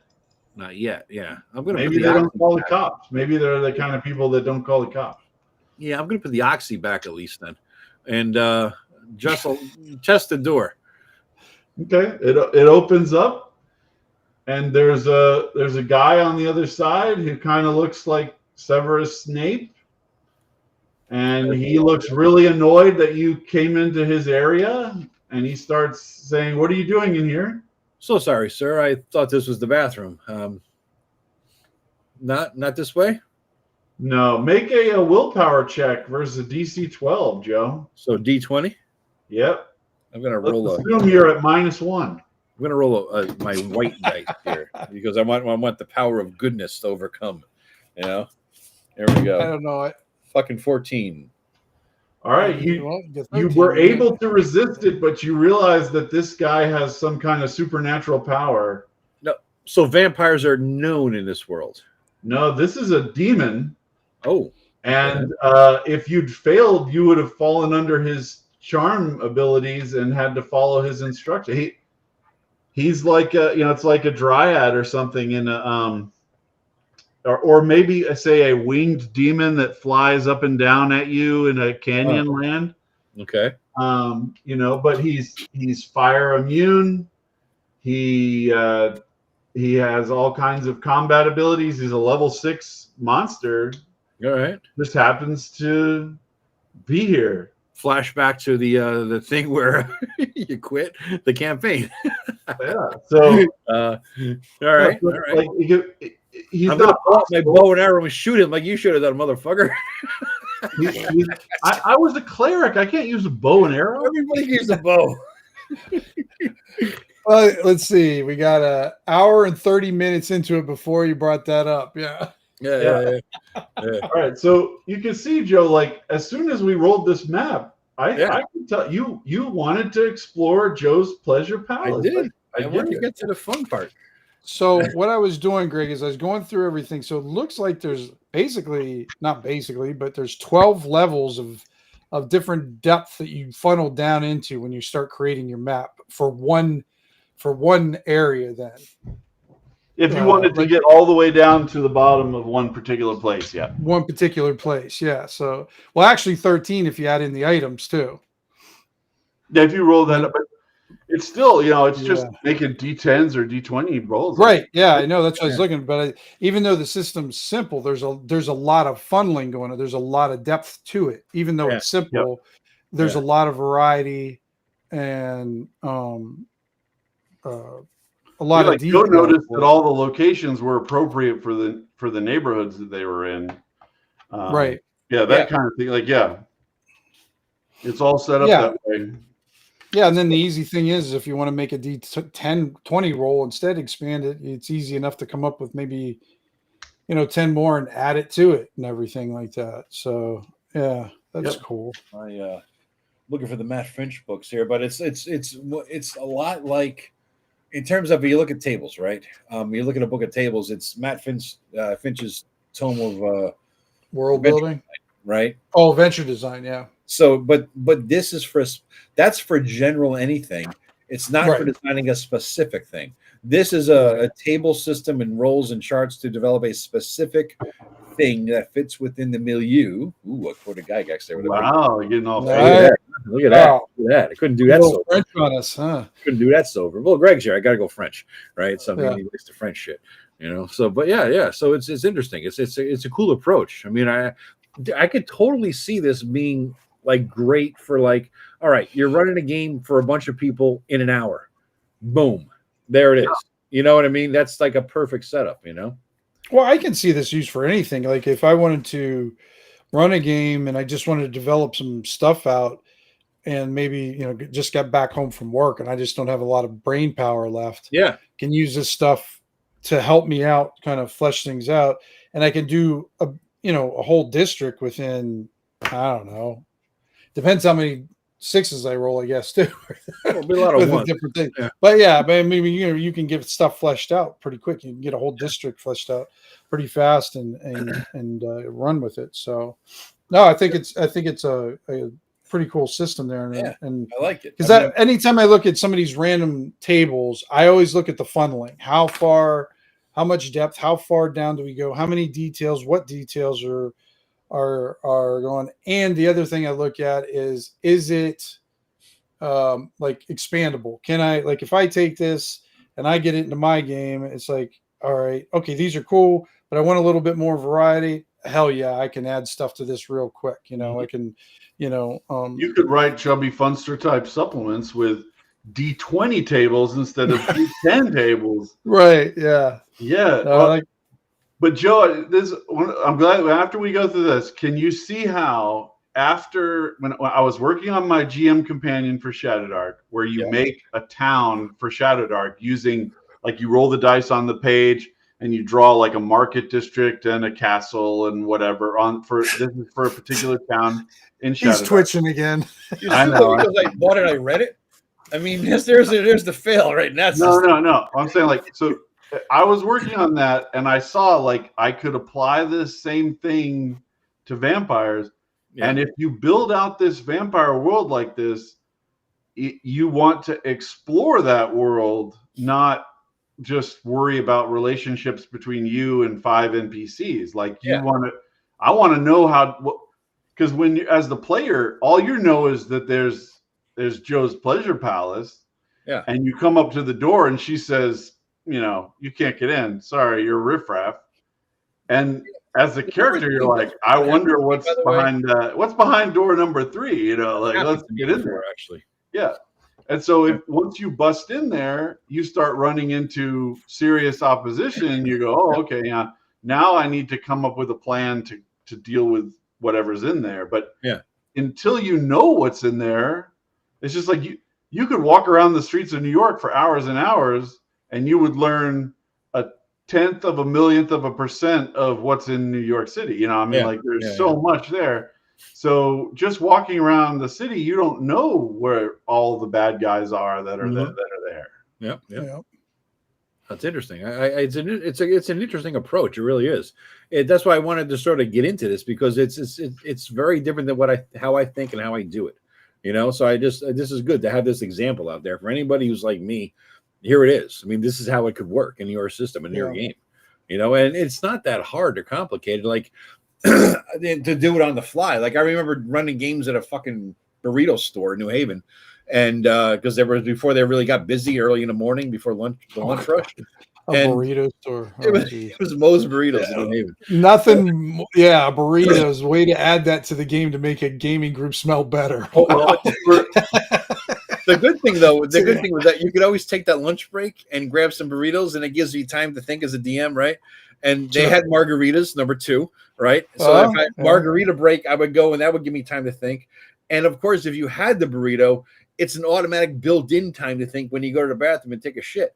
So it really, you had like multiple times to think about what your players are. I knew that was coming. I know. I mean, you got to have it, right? I mean, I clogged that toilet so bad so many times. One of the results on the table for one of the districts, I forget which one is the best pizza place. The best pizza place. The best. So like if it was New York, it'd be like the original Ray's Pizza or whatever. And you could set up like that. So maybe in Connecticut you have to go with the best burrito place, but that's an easy adaptation on the fly. It's just Moe's Burritos. I mean, it's a chain place, but New Haven does have some of the most famous pizza places. Believe it or not, it does. New Haven pizza is a big style of pizza. When you were a young man, there were actually Moe's back then. I mean, like, it was like 50, 60 years ago. Shit. Oh yeah. No, this is actually, it was running a 5e. I know, it was a Lamentations game in like 2010. We were running a Lamentations campaign then. Yeah. No, there was Moe's and everything back then. We had Civilization back then. When you were in grade school, Greg, we had Civilization before, back when you were in grade school. I know you remember. Internet and all that. But yeah. No, it was a good time. It was a good game, but it was a good location because we couldn't find a place that was good for all of us to meet. We came from everywhere, and it was like we knew we had to be in New Haven. It was a central location for everybody. It was just a matter of finding a fucking place, and we bounced all over the place, But yeah, New Haven is the best. Like, according to all the experts, New Haven style pizzas like number 1. You got Pepe's and Modern, and there's one other fucking one, but I don't like it because it's all thin crust. Right. It's really thin crust in the brick oven, and it comes out, and you got that like fucking charcoal. Well, they burn it a little bit on the bottom. It's all crispy, thin crust. Like, Greg, if you're I've eaten pizza with the Coliseum in my sightline. But and that's what kind of pizza they serve. So I'm not like, oh no, this is horrible pizza. Because here's the thing. When you, as a fellow fat man, you understand this. If you take an entire New Haven style pizza, all 8 slices, right? Assuming they do the 8 thing, right? And you stack them on top of each other. It's one fucking slice of Greek style pizza or Sicilian, right? So you're looking for bang for the buck. You're not going to Haven Pizza. You're going to pay out the ass for that fucking shit, and it's never going to fill you up. You end up with like 4 or 5 pizzas to give the same peace of mind and gut size and expansion as one fucking pizza. That's Greek or Sicilian. That's it. I'm glad that you're viewing this positively, but some people might view it as a benefit to eat less food and still be happy about it. Oh, please. He doesn't understand that, Greg. You can I'm going to take a piss and contemplate that on the tree of woe for a minute here. I say that as the chubby funster, you know, like, I mean, I get it.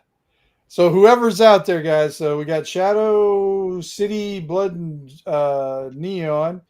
You got a 400 backers still. You got 18 hours to go. It's only a $20 buy-in, guys. You get the PDF, and then what is it? The POD coupon for is it a paperback or are you doing both paperback or hardcover? It's either one. You'll get one of each. Basically, you get one of each. Okay. It's just a code to get it at cost. Right. And then, I'm sure there'll probably be a lot of people that just keep PDF and just walk. But right. Yeah. I've always felt like, you should be in control of the things that I'm not in control. So if the part that goes to me, that's in the Kickstarter, and then the part that goes to the printer and all that stuff, that's drive through handle that. Right. It seems weird. Like, I can't imagine the nightmare of collecting enough money ahead of time to ensure that you can do shipping for everybody and all that jazz. Like, fuck, man. Yeah, especially these days. Yeah. Erudite, I got you covered. I got some proofs I can take care of for that. Signed copy. Greg, are you going to make it to North Texas next year finally, motherfucker? I've already bought the thing because I could tell they were going fast. They're at like 450 out of 600. Yeah. I bought one as well. So I'm going to be there as well. So, Tim, are you going to go, man? No, fuck you. No. No, it's just at a bad time. Like I kind of told you, usually if I take vacation, my birthday's like the week before North Texas, so I usually take that off if I do take a week off. So I can't take 2 weeks off in a row or anything. And that is move it a week, Joe, that is prime nut cheese harvesting season. That is true. It is. It's the beginning. It's the beginning of it. Harvest to come in. Yeah, I mean. And plus, I mean, that's a more of a bit of a chunk of change than I can put out for like a weekend of gaming. I mean, I indulge myself a lot with gaming stuff already. Yeah, so doing that would kind of tip the scales of probably what would be decent for myself. So, but I would love to get down there one of these days, but I gotta do it when when it works out for me. I can't because that's too big of a commitment for me to just kind of try to squeeze in and make it work. I got an idea, Tim. So oh no, I love it when people start off with sentences like that. You use the AI tools to write Blood Island. You send it to me. I put it in layout. We release it under a fake publishing account called Joethelawyer, and then Blood Island will be released, and then we can use that money to bring you down to there you go. I'm gonna derail this in a whole different direction. What's your take on AI, Greg? AI art. Oh God. It's a bag of dicks is what it is. It's a horrible bag of dicks. I gotta say though, I mean, we're talking in our chat about that big long discussion about all that shit, and I did remember I said and Rob's like, oh, good luck learning how to do the fucking blah blah blah, and I'm like, Rob, in like 2 prompts I ended up with good enough art, and I did like this is it. Like I'll show you here. This is. All right, there it is. There's gonna be some deformed shit right here. No, it's just it was actually decent. I can tell instantly that that's AI, like the style and everything. Yeah, but it's good enough art. That's my point. You know what I mean? It's like filler, you know, maybe like for you. I mean, yeah, it's like if I'm doing like, all right, AI, give me a backpack, give me a picture of a longsword, you know, shit like that. That's like filler art. That's what people use stock art for. You know, I think that at some point it's going to be like legitimized, and people aren't going to have such a stigma around it more and more as time goes on. Let me tell you, so the day after our little chat in the group chat, I saw MIT released a study where they had reached out to, you know, it's like business schools do this, where they reach out to key decision makers at different companies, and get feedback and put together like a report of like, you know, people are expecting to be hiring in the next quarter or whatever, you know, whatever. And they found that 95% of enterprise level organizations that put money into AI got zero return out of it and have scrapped the program. So so like this idea that it's going to magically solve everything is just a bag of dicks. I agree with that completely. It's a lot of flaws. Unfortunately, lately a lot of not so much AI art, but like there's some guys out there who pump out a lot of gaming books that use AI to basically generate them. Yeah, that's shit. They are. They're bad, and they're laid out bad. They look bad. Yeah. They're just not good. I agree. The second point, and this is, I think, one of the most important kind of problems that we have in our whole country right now, is that anybody who knows anything about a particular topic to a deep level, like let's say, you know, you really understand, let's say sewer engineering, whatever, and you see a news article about sewer engineering, and you can tell instantly that this person has no idea what the fuck they're talking about because you have the expertise. You know, somebody who's good at any particular thing, whenever they look at journalism, they go, "Oh, they're totally wrong about it." You know, it's like people who know how to code, and then they watch a movie where there's a hacker who uses triangles to fight crime or whatever. No, that's not how hacking works at all. So it's like that principle with AI. Anything that gets sufficiently deep, you know, beyond like how many cities are there in Egypt that start with the letter B, you know, if you start asking it questions, it will start making mistakes, and most people can't tell that it's wrong about sewer engineering. Yeah. But if it gives you the wrong answer about sewer engineering and you flood your fucking house, you're going to realize that sewer engineering is important, and having somebody who knows what the fuck they're talking about is important. And I think that's the problem with the LLMs and with all this stuff. You know, everybody always, oh, this is just the beginning and we're going to do this. You know, I remember when they said that we were going to have a little ice age because of climate change, and then now we're going to overheat, and then now we're going to do this. And I remember when they said that men were starting to form little bromances where they hugged and kissed each other as part of their friendships, and that was a total bunch of bullshit. How many news articles and things have they come out with and told us, oh, the new trend is to wear your underwear on your head? And that's not the new trend. That's not what people are doing.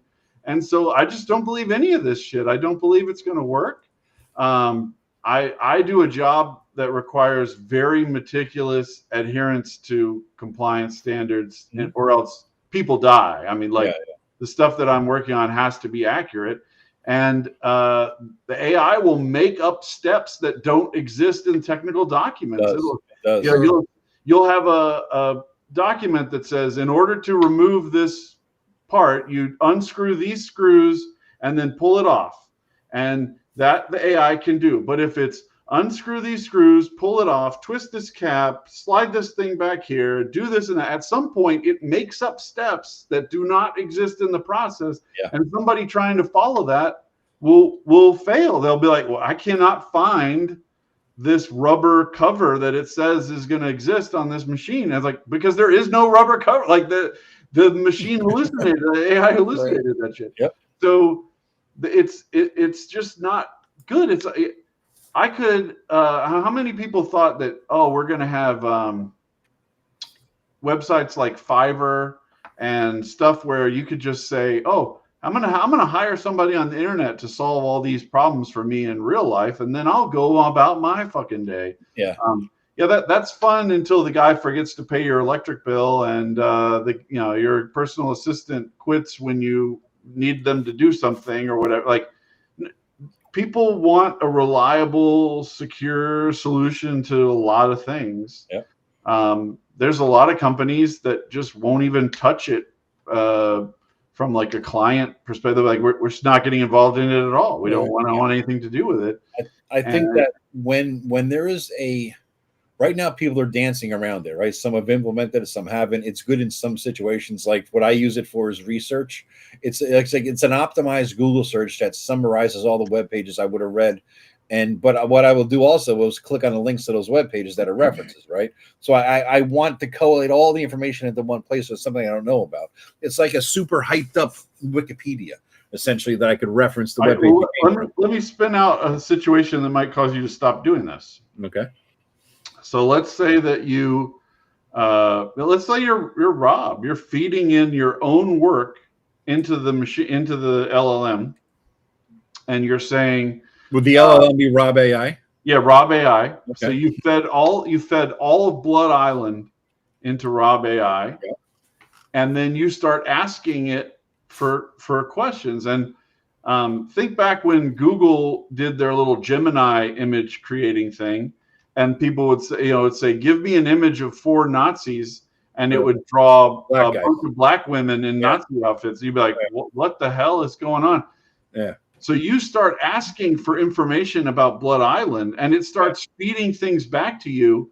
And a lot of them seem right, but eventually you notice that it's making Blood Island into a woke utopia behind your back. Agreed. And you start realizing that it's not a reliable source of information. That's the thing. Is, as long as it's a black box and you don't know how it's getting its shit, like, for all that we say about Wikipedia, I remember when I was in school, Wikipedia had just started really taking off. I know you guys had started fire and electricity and stuff, but so we had Wikipedia, and the teachers were relentless. Like, Wikipedia is not a valid source. You cannot use Wikipedia as a source of blah, blah, blah, blah, blah. Very, very rigorous standards to not use Wikipedia. Wikipedia at least has citations of where AI does too. Some AI does. I mean, I've seen that. But a significant amount of the process is all kinds of little wiggle words and phrasing and how it turns stuff, and it phrases it when it's one group of people, it phrases it one way, and when it's a different group of people, it phrases it a different way.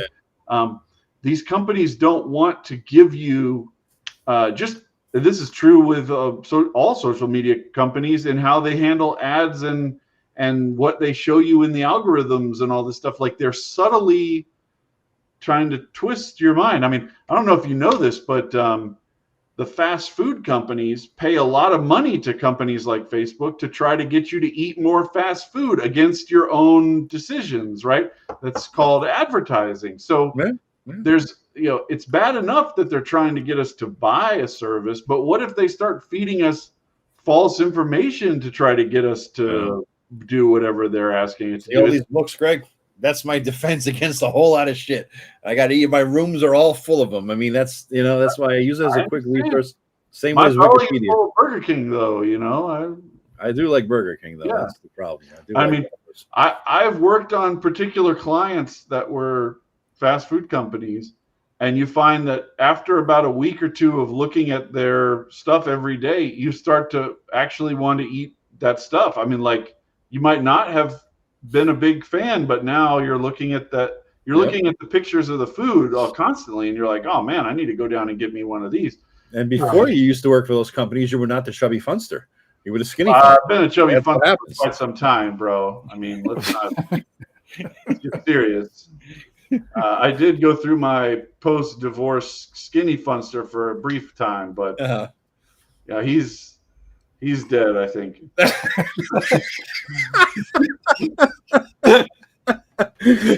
He's dead. Yeah, buried under avalanche of pizza and burgers. I am moving back in his direction, because I'm taking an injectable.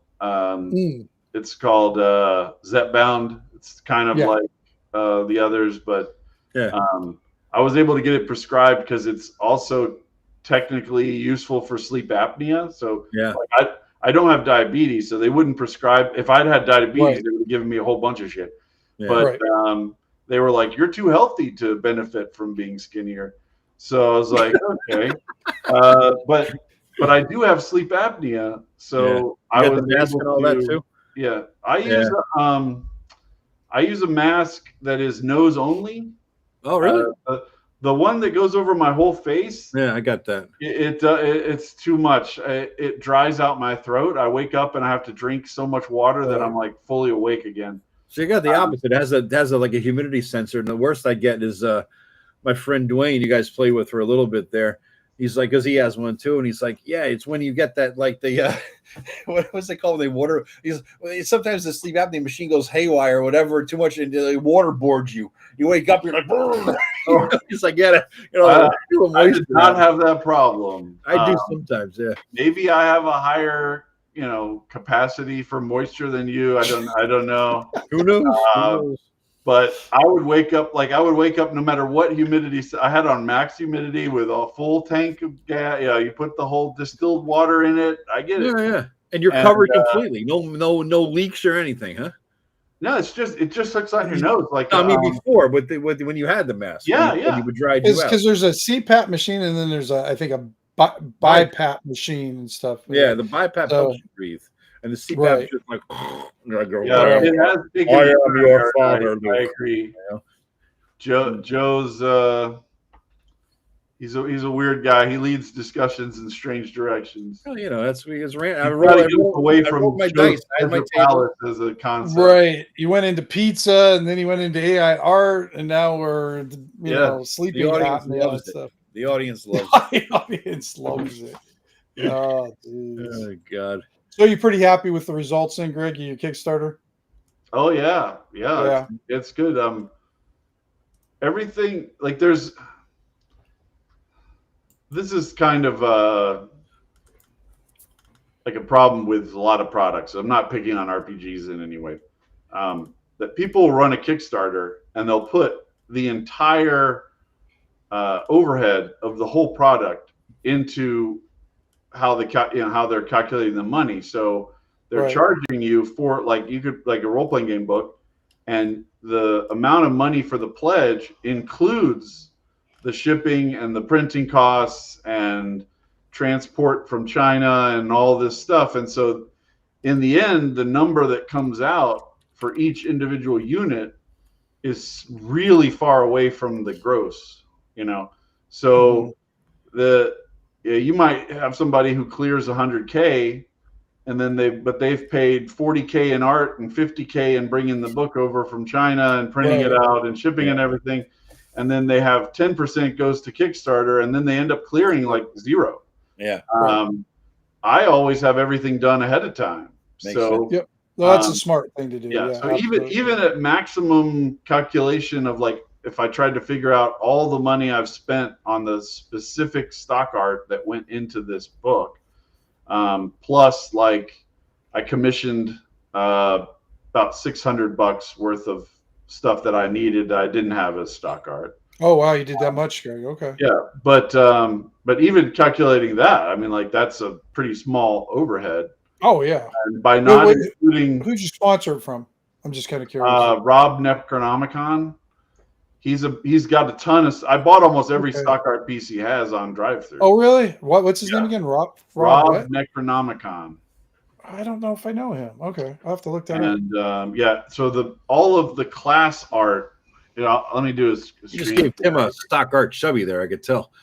Well, yeah, because I'm always looking for some good black and white art. Yeah, right? yeah. So yeah. Do you have anything, Greg, you could show us about the book and the layout? I mean, you want to pull a Rob and I was about to do a screen share here. All right, let me stop. You want to switch it over? Yeah. All right, what we got? All right, there we go. We'll put me and all of us in the bottom there. There we go.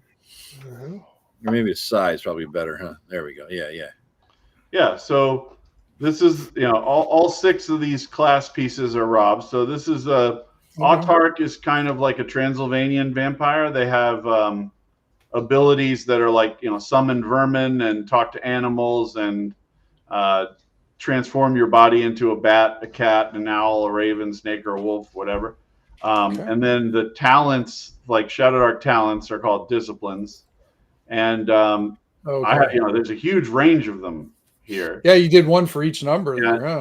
And the ones that are at the 11 and 12 and 2 and 3 are like really, really powerful individual abilities. And then as you get closer to the 7 is like a catch-all. So you're adding a type every time. So this person gets advantage checks against, demons or against mortals or against vampire, whatever it is. And then if they roll a 7 again, which is likely, right? They'll pick a different type. So no matter what you roll, it'll be good. And then the butcher is a combat heavy character, but they're probably going to struggle with social encounters. Parkour. And then, an expert is somebody who's a master of technology.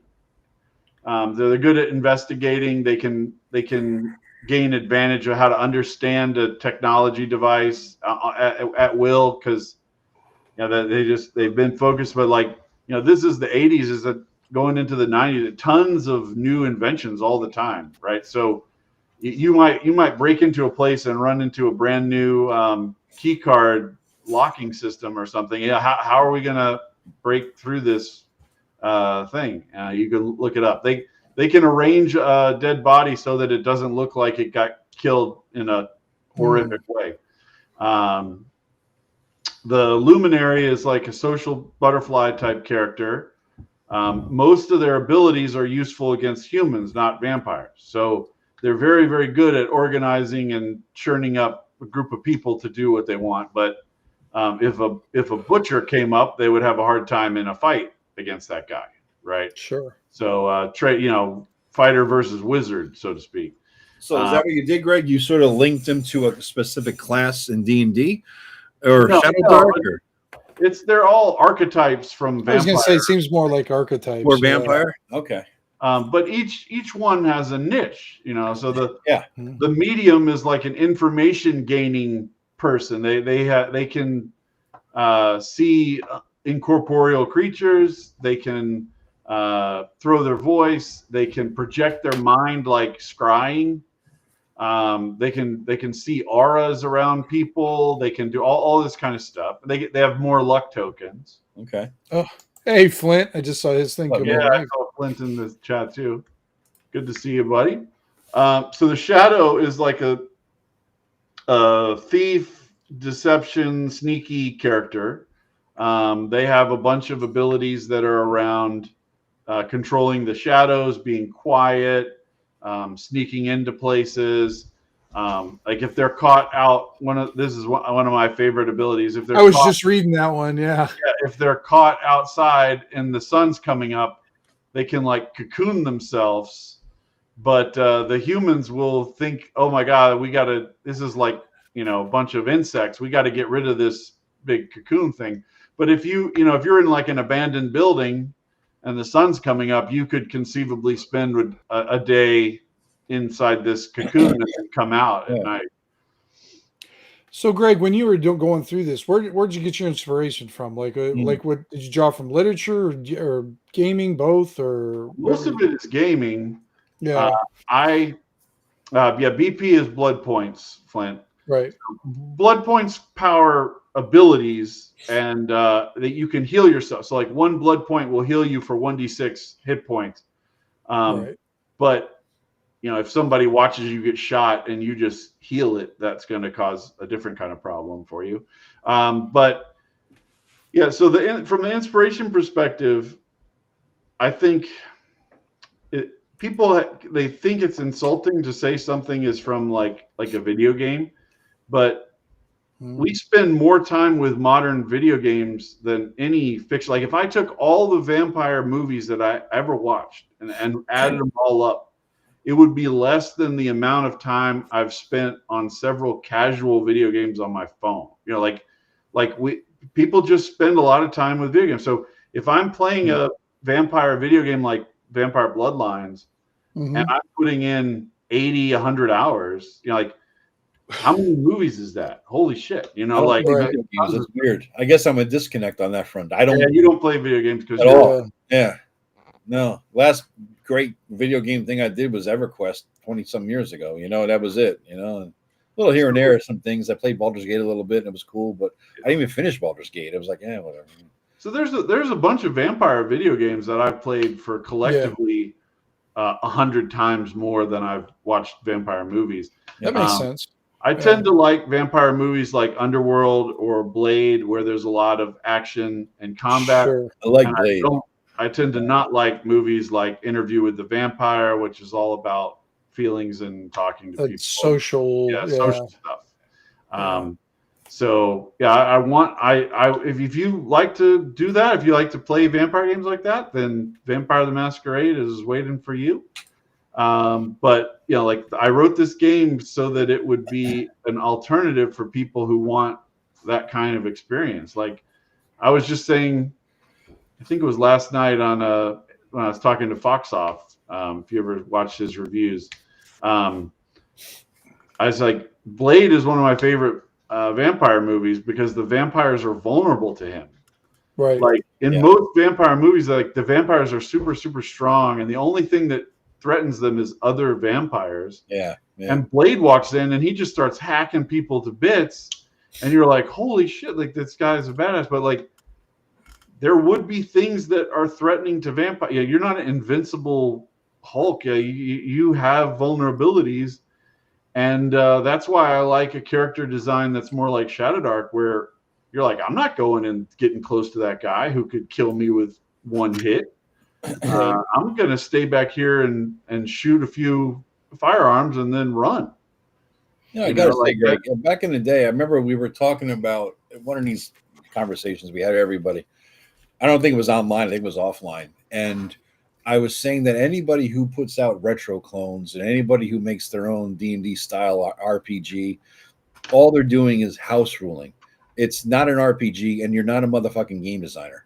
You are just house ruling D&D, no matter what. Remember, you said, I know your point. Yeah. Yeah. And I said, and you said, even Ambition and Avarice. I said, yeah, just a fucking your house ruled D&D. It's just extended house rules a whole lot more, but you're not a game designer. This is just fucking your own D&D. I got to say, with all this shit, you upgraded. Now you're like a game designer, dude. I mean, seriously, you've gone, you're leveled up. This is like theory. This is good. This is like you've grown beyond just house ruling D&D into a fucking game, which is good. It's impressive, actually. There's not too many people who could do that. Most of us are out there just fucking with D&D, and that's all we'll ever do. Well, Greg signed my CPAP. I will be happy to sign your CPAP at North Texas next year, buddy. You just bring it in, and I'll get the Sharpie out and sign it. It's really weird for me that somebody would want signed copies of my stuff, but Erudite's like the fourth or fifth person who's asked me. So it's really, yeah. I have several people who have booked, not just Shadow City. I've had people who say, "Can I buy a signed copy from you and have you ship it to me, and I'll just pay because if you basically shipping it, you're shipping it twice." Right. He's like, I'll just pay the extra shipping. And I did that for a GM companion and for a couple, I got proofs coming from Shadow City that I had to make one relatively simple change. I didn't change anything about the game. It was about the way the attribution worked for ShadowDark's third-party license. But I had to make some changes because I had a inspired by ShadowDark logo that I had made, because I was like, you don't need ShadowDark to play it. And we took it up to the lawyers, for Kelsey's lawyers, and they were like, nah, we can't do this. So I was okay, so I had to take the logo off. So that's just in the title page graphic or whatever. But you know how it is with drive-through. You have to order a new proof. You have to wait for the proof, whatever. So I'm gonna have a special print run of copies that has that logo on it. Woo, yeah. A collectible edition. A collectible edition of 3 Speaking copies. of which, 9,700, Greg. Boom. Yeah, so we're getting up there. Erudite puts you over the 9,700. Nice. Thank you for signing up, buddy. $300 more in what? How many? 18 hours? 17 now. 17 hours. Yep. So yeah, you might get there. I think you hit 10, dude. I think you'll hit 10. Look how much Rob got in the last couple hours that we were doing it live. You know, I mean, yeah, he did really well. Yeah. What did Flint say? You've been anointed by Joe. What else could you be at? Because I was complimenting him as I'm a game designer. Oh, he's a game gotcha. Not too many people are. I was concerned about this project, and I was very kind of conservative on my goals because I know that Vampire is not an easy sell to the OSR. Yeah. And so I've had enough appearances now where I've talked about it with people. I've shown stuff. I was on a live stream with a guy named Patty's Parlor. If you know who that is, God damn. Joe, what the fuck? So we did. He did a couple of neighborhoods, but we didn't go into as much depth as we did tonight when I was drawing on it.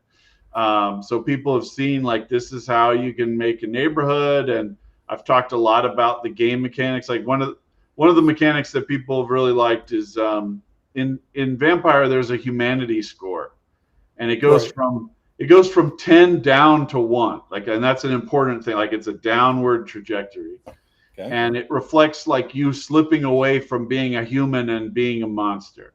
And I've liked the idea, but I've always felt like it was a unidirectional loss. Like players, think about how much people hate level drain. The players do not like a unidirectional loss over time. And so I made it into a doubled stat. So in Shadow City, it goes from +3 to -7. So it's the same 10 points, but it's split over the 0. And if you get to -8, you become an NPC. You're lost to being like an animal monster. Okay. Yeah. The positive value is like a huge. Yeah, I hear it over there. It's like a helicopter flying over my house or some shit. I thought it was out here. I thought it was me, but yeah. Yeah. So I don't know what that was. But so the vampires are coming to get you for showing their secrets to the world, Greg.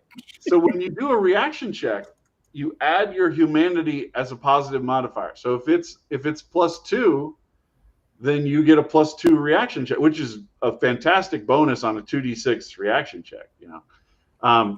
If it's negative, then you subtract it. So it's a -2 penalty to reaction checks.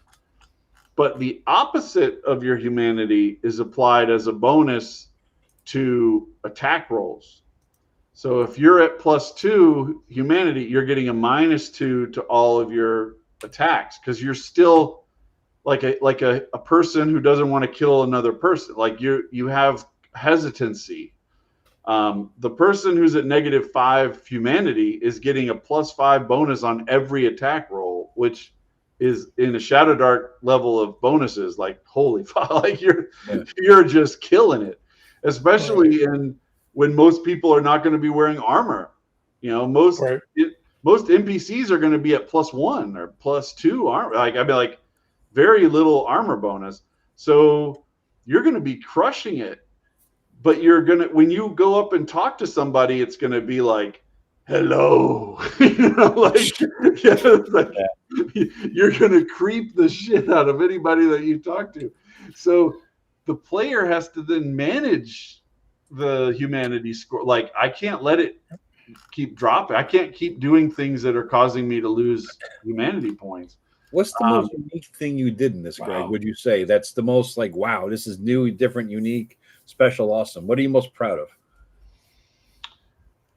I still think that the expansion on Kelsey's randomization systems for making locations and making neighborhoods, because I've had people talk to me about using it to make like a Red Dead Redemption type Western game where you make like the way we generated the neighborhoods. Yeah. You can generate like fake states, like in Red Dead Redemption, like this state is kind of like Colorado and this state is kind of like Arizona and you could just be rolling dice, right, and it would create your landform.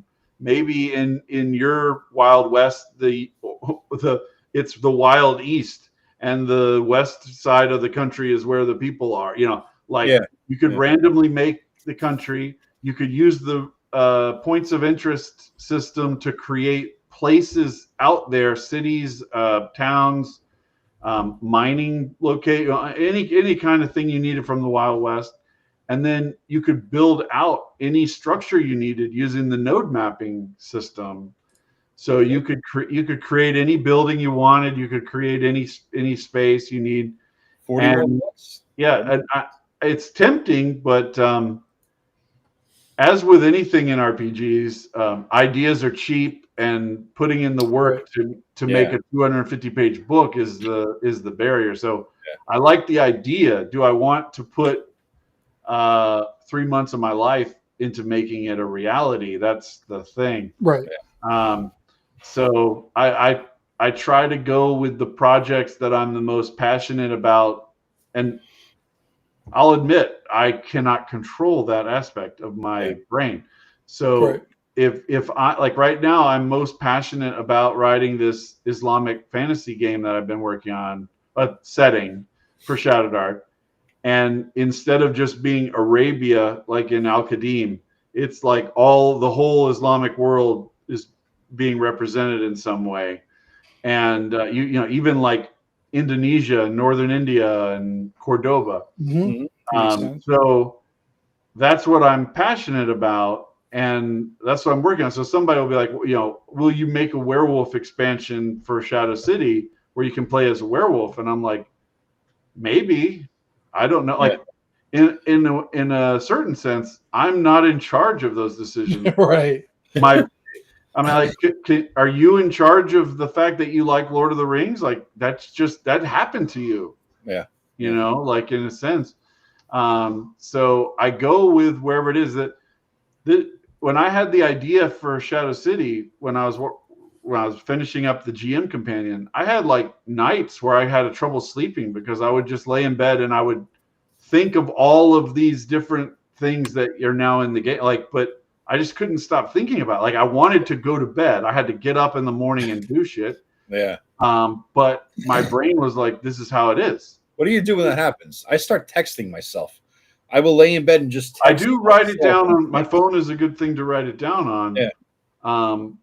I can usually remember most of the things in the morning because I go over it like 100 times and I'm trying to go to bed. Yeah. But I do have ideas that'll hit me at like, right after I've laid down, and I'll just pick my phone back up and type it in. The other night I had a little bit too much to smoke, and I'm laying on the couch watching this show, and I'm like, oh, that's a great fucking idea. And then I remembered the other two ideas that I had that I didn't write down, so I wrote those down. By the time I wrote those down, I forgot the first idea to implement that started me to do so I'm like, God damn it, I got 2 out of 3 though, Right. That's like that Seinfeld episode where he wrote down a joke in the middle of the night and he can't remember what it means. Like he's like, this doesn't make sense. He goes around like the whole episode and he's like showing people a piece of paper and he's like, is this funny to you? And they're like, no, that's not funny. Yeah. Oh, that's what it is. Like, the Greeks were right that there's the muse. There's an uncontrollable aspect of the muse that just makes you do things. Yeah. You ever read the art of the War of Art?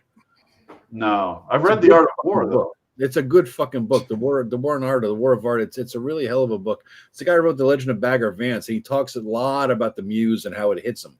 And every time before he sits down to write, he reads the old prayer to the muse from the Iliad or the Odyssey or whatever the hell it was that was actually in the book. Oh, wow. Translation. He'll read the muse, the prayer to the muse, and he'll sit there and then he'll just boom, out it comes. You know what I mean? That's his part of his ritual. I don't know how much is real or false, but I do believe that when you're on the jazz, as they used to say in the old A-Team show, you're on the jazz, you just feel like you're rolling. It's a nice feeling. It really is a nice feeling. Yeah, that's good.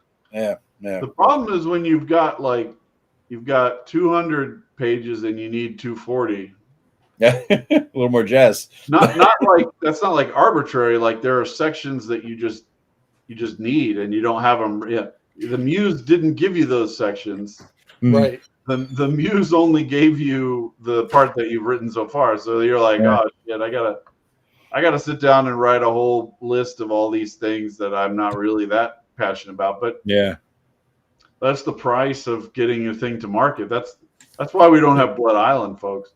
Is because that last part is the part that he can't bring himself to do. He can't give us Blood Island. I got 40 pages. It's already done. It's sitting there. I ran games with it. It's just sitting that's there. Just your house rules. Yeah, that's not the game. That's a house rules game. I got a Wild West game called Laredo that I've written like 65 pages for, and it's just sitting on my hard drive. Yeah. That's just not finished. I mean, this is kind of I could fuck with it, tinker with it, throw some bullshit art in there, AI art or whatever. You know, I can't even tell you guys how many adventures I have. On my one hard drive, I have a WIP folder, work in progress. Yeah, and I could honestly say there's probably about 200 half finished adventures in there of various states of, where I had some gas in it, and then I went back to it the next day and it just wasn't there. Yeah. Just wasn't there. Maps too. I know you have a bunch of maps too. I do. Yeah. I draw maps all the time and whatnot. But the hard part is it's not, you can do, because Ivy and I talk about, because she's very creative too, but we always talk about, like, it's good when the muses comes, but you still got to sit your ass in the chair when you got nothing. You still got to do the work, and still got, because Greg, I mean, to put out the content you have, it's good to have the ideas, but like you said, ideas are cheap. Yeah. You write it down without the hard work and getting it organized, because you do everything. I mean, you get the artwork together, you get the edit. You do all the editing too, don't you, Greg? Or do you have something? There's been a couple times when I've had outside people look at it because, like, there's certain types of content that are less needing of editing than others. So, having a lot of sentences that are descriptive needs a lot more editing than like a table. You could have 80 pages of tables, and doing the editing on the tables is called Nave 2, by the way. Yeah. That's all that is. There's a shot towards Ben. He had to get one in here. Wow. When do you see my video tomorrow at 3:00? Tim watched part of it. Greg, I don't think you've seen it yet. No, my dance card has been full lately, bro. I was gonna say he's done 40,000 videos. Live. When we end this tonight, there's gonna be like a euphoric, like, end of project rush. Like, woo! That's true. Flint does. He's always pumping out the zines. Flint. He's always doing something and running games for money and all that stuff. Flint's kicking it. But I mean, the one thing I have to be impressed, because when I first heard you were going to do your first Kickstarter about vampires, I was just like,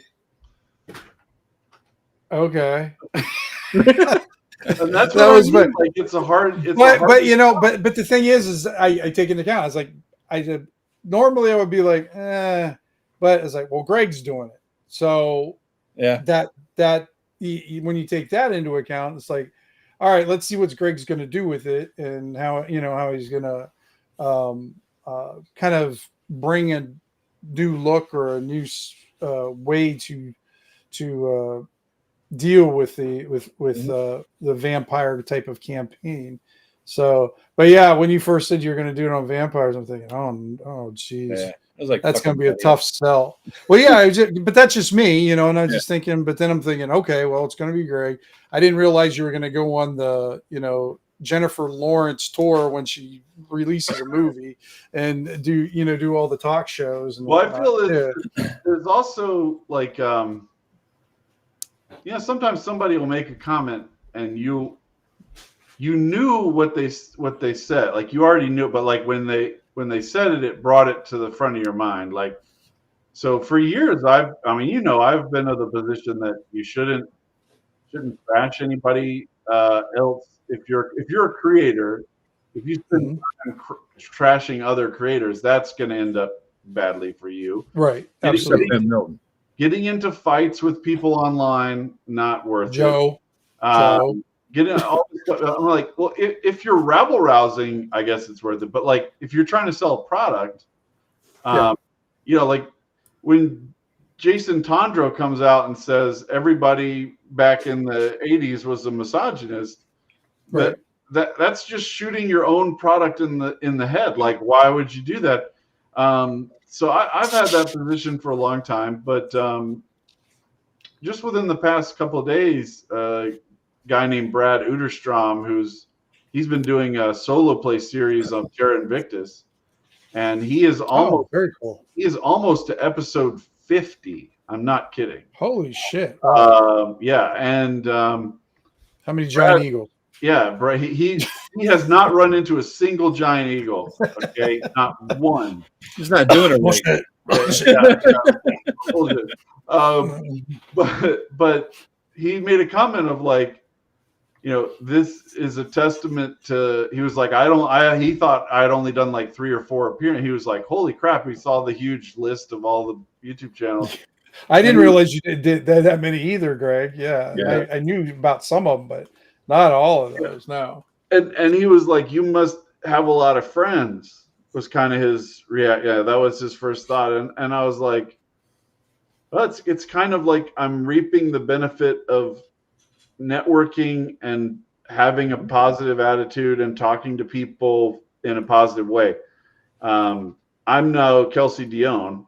She's got some kind of effervescent quality that I don't have. I'm not that friendly and nice to everybody. She's got what's that one stat you got? She's got a high version of that. Yeah, if I've got a 13, she's rocking 18 on that stat, whatever it is. Yeah. So I'm just happy that it's a positive stat for me. So yeah, but look at that. But I think this whole campaign has been kind of the fruits of 2 years now of being positive, talking to people. Staying out of fights. I remember when I first said I was going to go back on Twitter and I was going to make absolutely sure I didn't get into any political debates anymore. And I remember Tim saying, good luck with that. It's going to be hard, and I'm like, yeah, it was very hard. You're a rabid communist, right? I mean, that's the reason. I mean, obviously, Well, I'm more of a absolute monarchist, really, but it's potato, but close. I think you've handled yourself amazing because I've seen you, because I remember you before you were a little bit of a shit stirrer in the early days too. Yes. Just like Joe, you and Joe were shit stirrers. I've been trying to avoid it lately, but I just dove into it. What do you mean you've been diving lately? Dove into it. But the way you've been going about and handling yourself and just kind of being present and being encouraged. I mean, you're kind of, like I said, you're a little poster boy or ambassador for ShadowDark. It's kind of, he's the Pope of ShadowDark. Really? That's right, Pope. I forgot about that title. Yeah, the Pontiff. Yes. A long time ago when I got that title. Yeah. Those were dark times. Yeah. But I think that's key. I mean, the work that you put into everything, because you've done the work, because a lot of people just put the work in, maybe have the idea and they think that's it. Well, then you got the guys who do not only the idea, but they'll put in the work with the book, but they won't go out and do the social networking. Yeah. And then you got the people, and then you've kind of, I mean, I don't know what more else you could do, Greg. Yeah. I know. Besides get on to, start, contacting, the whole Critical Role crew and doing a sample play for them and have them, role play for you. That's about the only next step. Do that. I mean, well, Joe, I'm gonna give you a video idea here. There's one of the guys that I did interview with is Table Runner Crispy. People just call him Crispy. I'm not sure where the name even comes from, but he he does reaction videos to people's live plays, and what he does is it's called unsolicited advice, and he'll wait for them to like make a mistake and like do something, and he'll go, wait, you should have said, you know, this. So like here's an example, like if the player goes, you know, does the guy know who the wizard really is? The correct answer is, are you asking him that? How are you getting that information? You know, like that you should be training your players to go, are you saying that out loud? Are you asking him directly? Do you know who the wizard is? Because just sitting back and going, you know, does this guy have the weapon that we're looking for? Is this whatever? You're kind of passive aggressively getting the GM to that's what Joe always tries to do, by the way. And that's why he gets pissed off at me when I won't answer him all the time. What are you talking about? So I gotta try. So he did this reaction video to a live play of Draw Steel, the Matt Colville's like $4.4 whatever $1 million Kickstarter, right? And it is the most horrific live play. It is so bad. Matt Colville is watching it, looking at his own phone, scrolling through his phone while it's going on. Like really, for like 20 to 30% of the time, he's on his phone. Jesus. Yeah. So I think if you went back and went to the original video and did your own, like Joethelawyer analyzes Matt Colville. Yeah. I mean, like, I really don't have much problem shitting on people, honestly. It is a horrible game. It is. The crosstalk is insane. Like, it takes them 15 to 20 minutes per round of comp. Like, just really. Yeah, and they're talking in metagame all the time. Right. And the thing that Crispy like went nuclear on was Matt Colville. At one point, he goes, "Well, my character wouldn't know this, but I know it, so I'm going to do this," and blah blah blah. And then, like within 5 minutes, 10 minutes after that, he goes, "You know, folks, we're trying to play it right here. We're not metagaming. We're not doing anything like that." It's like you just said 5 minutes ago, my character wouldn't know this, but I'm going to do it anyway. I swear to God, there's so many people who were, and I'm just excluding us three. Leave out everybody we all know. There are so many YouTubers out there who are so much better than the ones who hit the algorithm right 4 or 5 years ago or something and have 150, 200, 300,000 followers. There are so many YouTubers with so much more knowledge, so much more personality, depth of just everything. Like a basic expert, right? You got 6,000 subs. He should have 60,000 subs for what he does on his channel. But it's like all these people, it's a hit or miss. It's an algorithmic hit. Once in a while, something bangs out, and then all of a sudden you explode. Every big I don't think it's a hit or miss, Joe. I think what it is you know what the Man Show is, right? Yeah, the old one. Yeah. Okay. They had a skit on the Man Show, and it was called, I'm going to get the exact year wrong, but it was like 1870s guy. Yeah. Okay? And Adam Carolla would dress up in like a outfit from the 1800s, and it would be like he had just gotten here, and people were explaining shit to him. Yeah. Right? And there's a scene where the guy, he has a cell phone. The guy goes, "What's that?" And he goes, "Oh, this is a cell phone." And he's like, "How does it work?" And he's like, "Well, through this device, I have access to all the music that's ever been made by humanity, every piece of knowledge that humans have collected and written down. Mm-hmm. I have it all on my phone." And he goes, "Well, what are you looking at now?" And he goes, "Cat videos."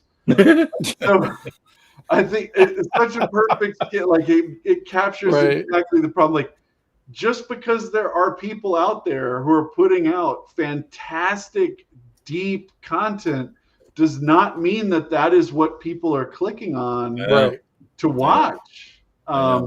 You know, when I was 17, 19, something like that, my grandmother asked me what I wanted for my birthday one year.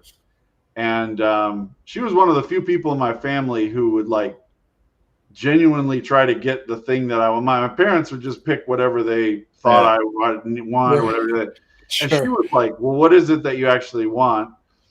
And at the time I was playing this game called Europa Universalis, which is like a strategy game on the computer, like on steroids. Like, it's crazy level of depth. It was one of the first games I'd ever played where it would take you like 20 hours just to learn the game. Like, I mean, like, just crazy level of complexity. Mm-hmm. And it was set from 1492, for obvious reasons, to 1815, which is the end of the Napoleonic Wars. So it was just the colonial age of exploration period. And I had been reading tons of stuff that was available on France and England and Spain and Portugal and Italy and all that stuff. And I was like, but I don't have a really good book on the Austrians, which is major player in European history, whatever. I'm like, I just don't have it. So if you can get me this book I found on like the history of the Habsburgs or something like that, that'd be great. And I remember my grandmother. God, you were a nerd, weren't you, dude? Yeah, she faithfully bought the book. Yeah. And when I opened up the present when we were at her house, and I was like, awesome, thank you. And my dad was like, did you want this book? You know, like, did you ask me? And I was like, yes, this is the book I wanted to read. And he was like, you know, brain exploded. But that's the thing, like, the things that we're interested in, the average person is not interested in. I agree with that, but what I'm hitting on is, like, I've heard, you guys have seen, obviously, the Critical Drinker, Nerdrotic, the Geeks and Gamers guy, Jeremy. Yeah, I get it. Right, so, and you listen to them, and I've heard them tell their story over and over. They had a YouTube channel for 5, 8, 10 years, doing the same shit every single day, every day of the week. Same, nothing changes, you know. All of a sudden, one video goes nuts, right? Because it hit the algorithm. Like my video that hit about DMing, I got 20,000 views in a couple of weeks. It was like, why? There's no reason. You know what I'm saying? All of a sudden, it just boom. I got 800 new followers. You know, it's just as random things that sometimes happen that get people to a pedestal. It might necessarily seem random to you. That's what I'm saying. It might seem random to you, but there's some factor in it. Like, there's an element of the Critical Drinker in his comedy, in the way that he delivers lines, in the accent that he has, and all kinds of things that put together make it really great. Yeah, there's a lot of role-playing games where they're very, very similar role-playing games, but one of them is marketed in a slightly different way and the other one isn't, and the other one is successful. So I think little nuances can make a big difference. You know, being able to know what to say at the right moment. You know, what's the there's like some Chinese aphorism of like the word for like crisis is also the same word for opportunity or something like that, right? Like knowing when you have the opportunity is the key, and delivering on that. And it might have happened at a time that seems random even to the person that it's happening to. Yeah. But I just don't think that it's random. I think it's just there's so many factors at play that you can only make sense of a lot of this stuff in hindsight. Like why was Star Wars so much more successful than other competitive franchises in that same time period? And at the time, the people in Hollywood wouldn't have even been able to say, like, this is going to succeed and that's not going to succeed. Like, honestly, I mean, talk about muse, Greg. I think it has to do a lot about following the muse, no matter where the muse leads you. That's right. Because you look at Bob Dylan, right? His best horrible music. Yes, continue. All music. Yeah, I mean, Dylan. I mean, just his first few years. I mean, he just blew the fuck up, and he was on interviews much later in life talking about that. I think it was like a 60 Minutes, Ed Stossel, whoever the fuck did it in the 80s, you know. And he's like, you know, he says, I don't know what the hell, where it came from. I don't know what it was all about. He goes, I couldn't do it today. I don't know how I did it then, but I do know I can't do it today. You know, and it just came to me. You know, so I think that's it. You follow your muse. You know, follow what makes you happy. I think it's Harrison Ford, but I can't remember. Someone was saying like people in Hollywood should stop encouraging other people to just follow their dreams and come to LA or whatever, because the advice that they give, the celebrity doesn't even know why they were successful at the moment they were. Like, they don't know. It's right. Like the advice, the honest advice would be me and come here. You know, like they don't know why they were successful. So they tell somebody to come to LA, and then that person ends up being a barista for their whole life. You know, like it's terrible advice. The same kind of thing. Like, I think people, a lot of times, even very successful people, they're not stupid. Even like, it's not like I'm saying like they're dumb. They just don't have the information necessary to figure out why they were successful. I mean, there's no way that you could go back in time to whatever year Bill and Ted's Excellent Adventure came out and predict that movie is going to become a cult classic. Right. And millions of people are going to love this movie, and it's going to be fantastic. It's going to be referenced in other movies. Yeah. It's going to do all that. Like that, it's crazy. Like, no one could have known. And the reason why Hollywood stuff sucks ass now is because they don't just throw $10 million at a bunch of random ideas. They want to put $400 million in what they are is a sure thing that they're going to nail. And then when that thing fails, when they lose $20 billion in a year, they're like, well, what happened? Well, you started betting huge sums in roulette instead of betting small sums in blackjack. Like that's what happened. You guys are fucking dumb. I think back in the old days too, Greg, you had studio heads who had they had a gut instinct as well as a finger on the pulse of society, but they had a tremendous gut instinct as to what would be successful and not. The people who greenlit Star Wars, for example, you know, stuff like that, they would just say go for it because they had like, I think, let's give it a shot, right? But nowadays it's spreadsheeted to death and it's marketed to death, and they have to do all the research before they say yes or no, and it's got to look like something. It has to be this plus this and a little bit of that, so that the fucking morons making the decisions have to they need a point of reference. Whereas I think, honestly, if I'm just doing these YouTube videos out there, if I'm having a good time hanging out with you guys, or I'm making fun of Ben, or I'm talking about my game, where the fuck it is I'm doing, as long as I'm following whatever instinct, my muse at the moment, or I'm having a good time, I'm doing it. If I never hit big, at least I had fun along the way. Whereas if I force myself to do something I don't want to fucking do, to try to hit the algorithm just right, then I wasted my fucking time and I still didn't get it. At least if I do what I want to do, when and how I want to do it, I'm having fun along the way. If I make something, I make something, right? I mean, that's kind of where I'm at. And to bring up Adam Carolla again, he's one of my favorite people.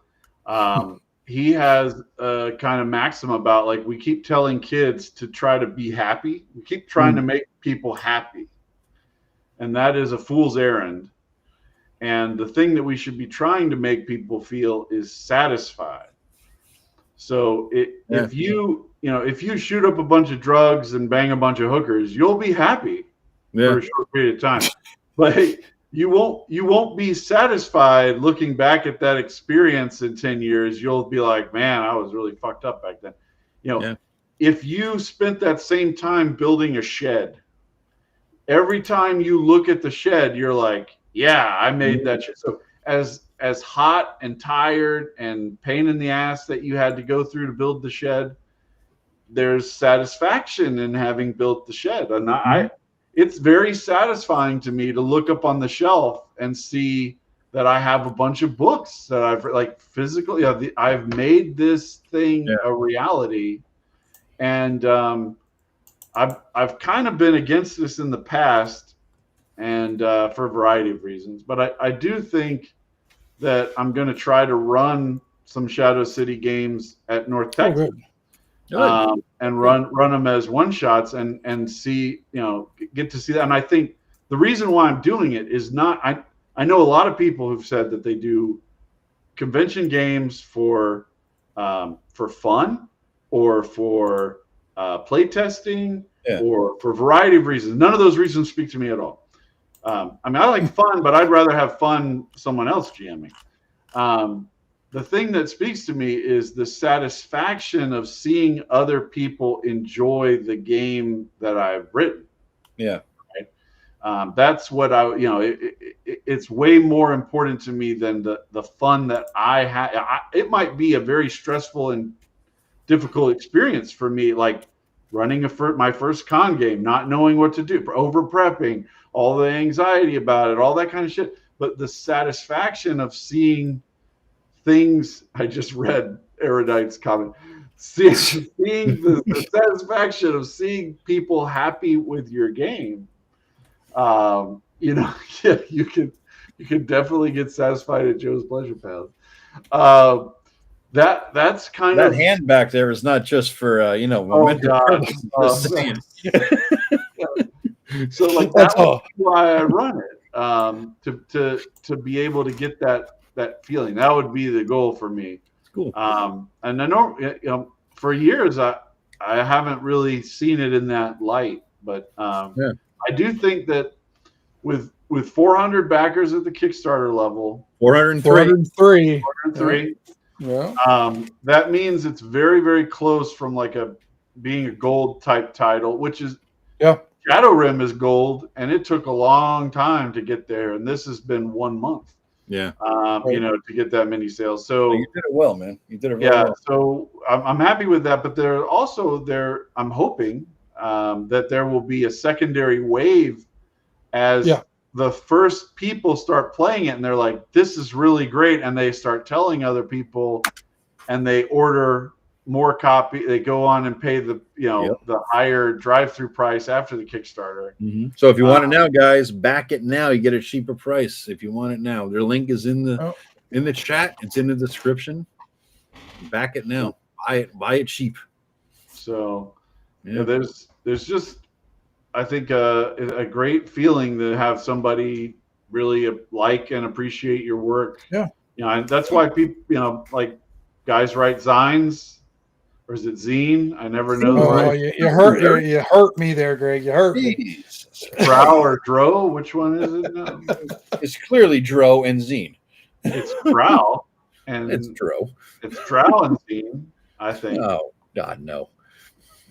Well, I did learn.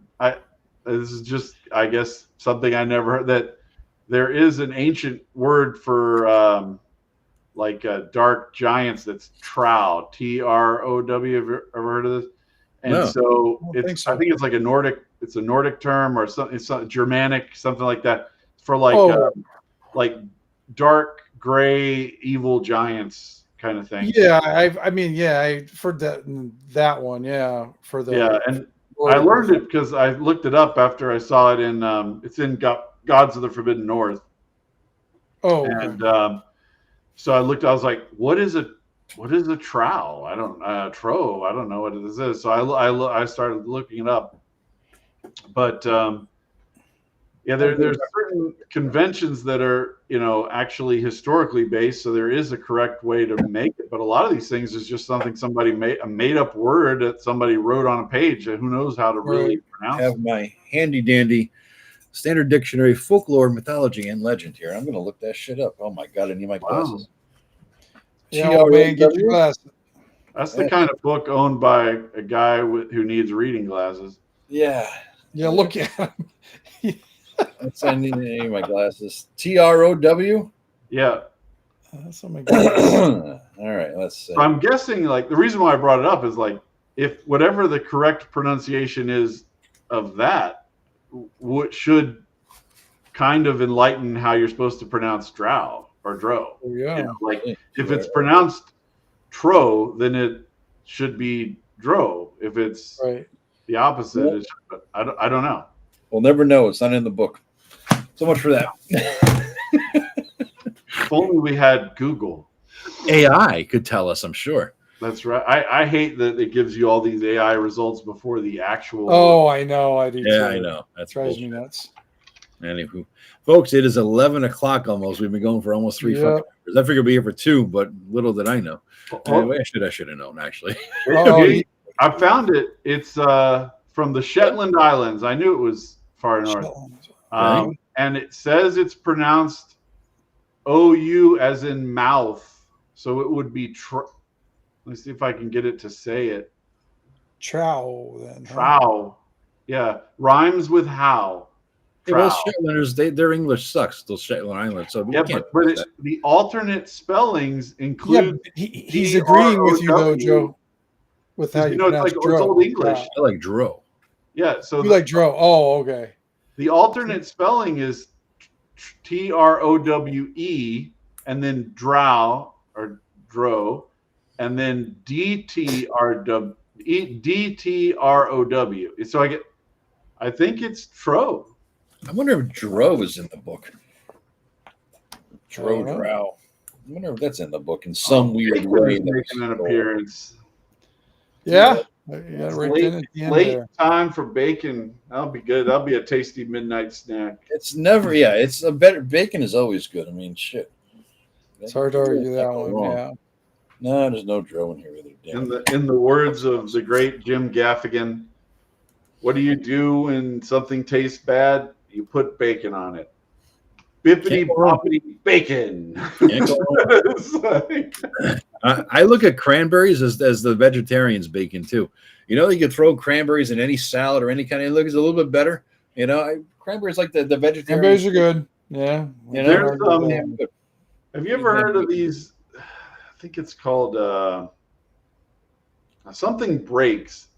It's in the aisle with like Lunchables and bacon and deli meat, whatever, in the grocery store, and it's like a little plastic container, and it has like my favorite one. It has like dried cranberries, and then like a dry cheese, like a white cheddar cheese, and then like a peanut or some kind of salty thing. So you can pick up like a little handful of like dried cranberry, like white cheddar, and like peanut. That's like a great little.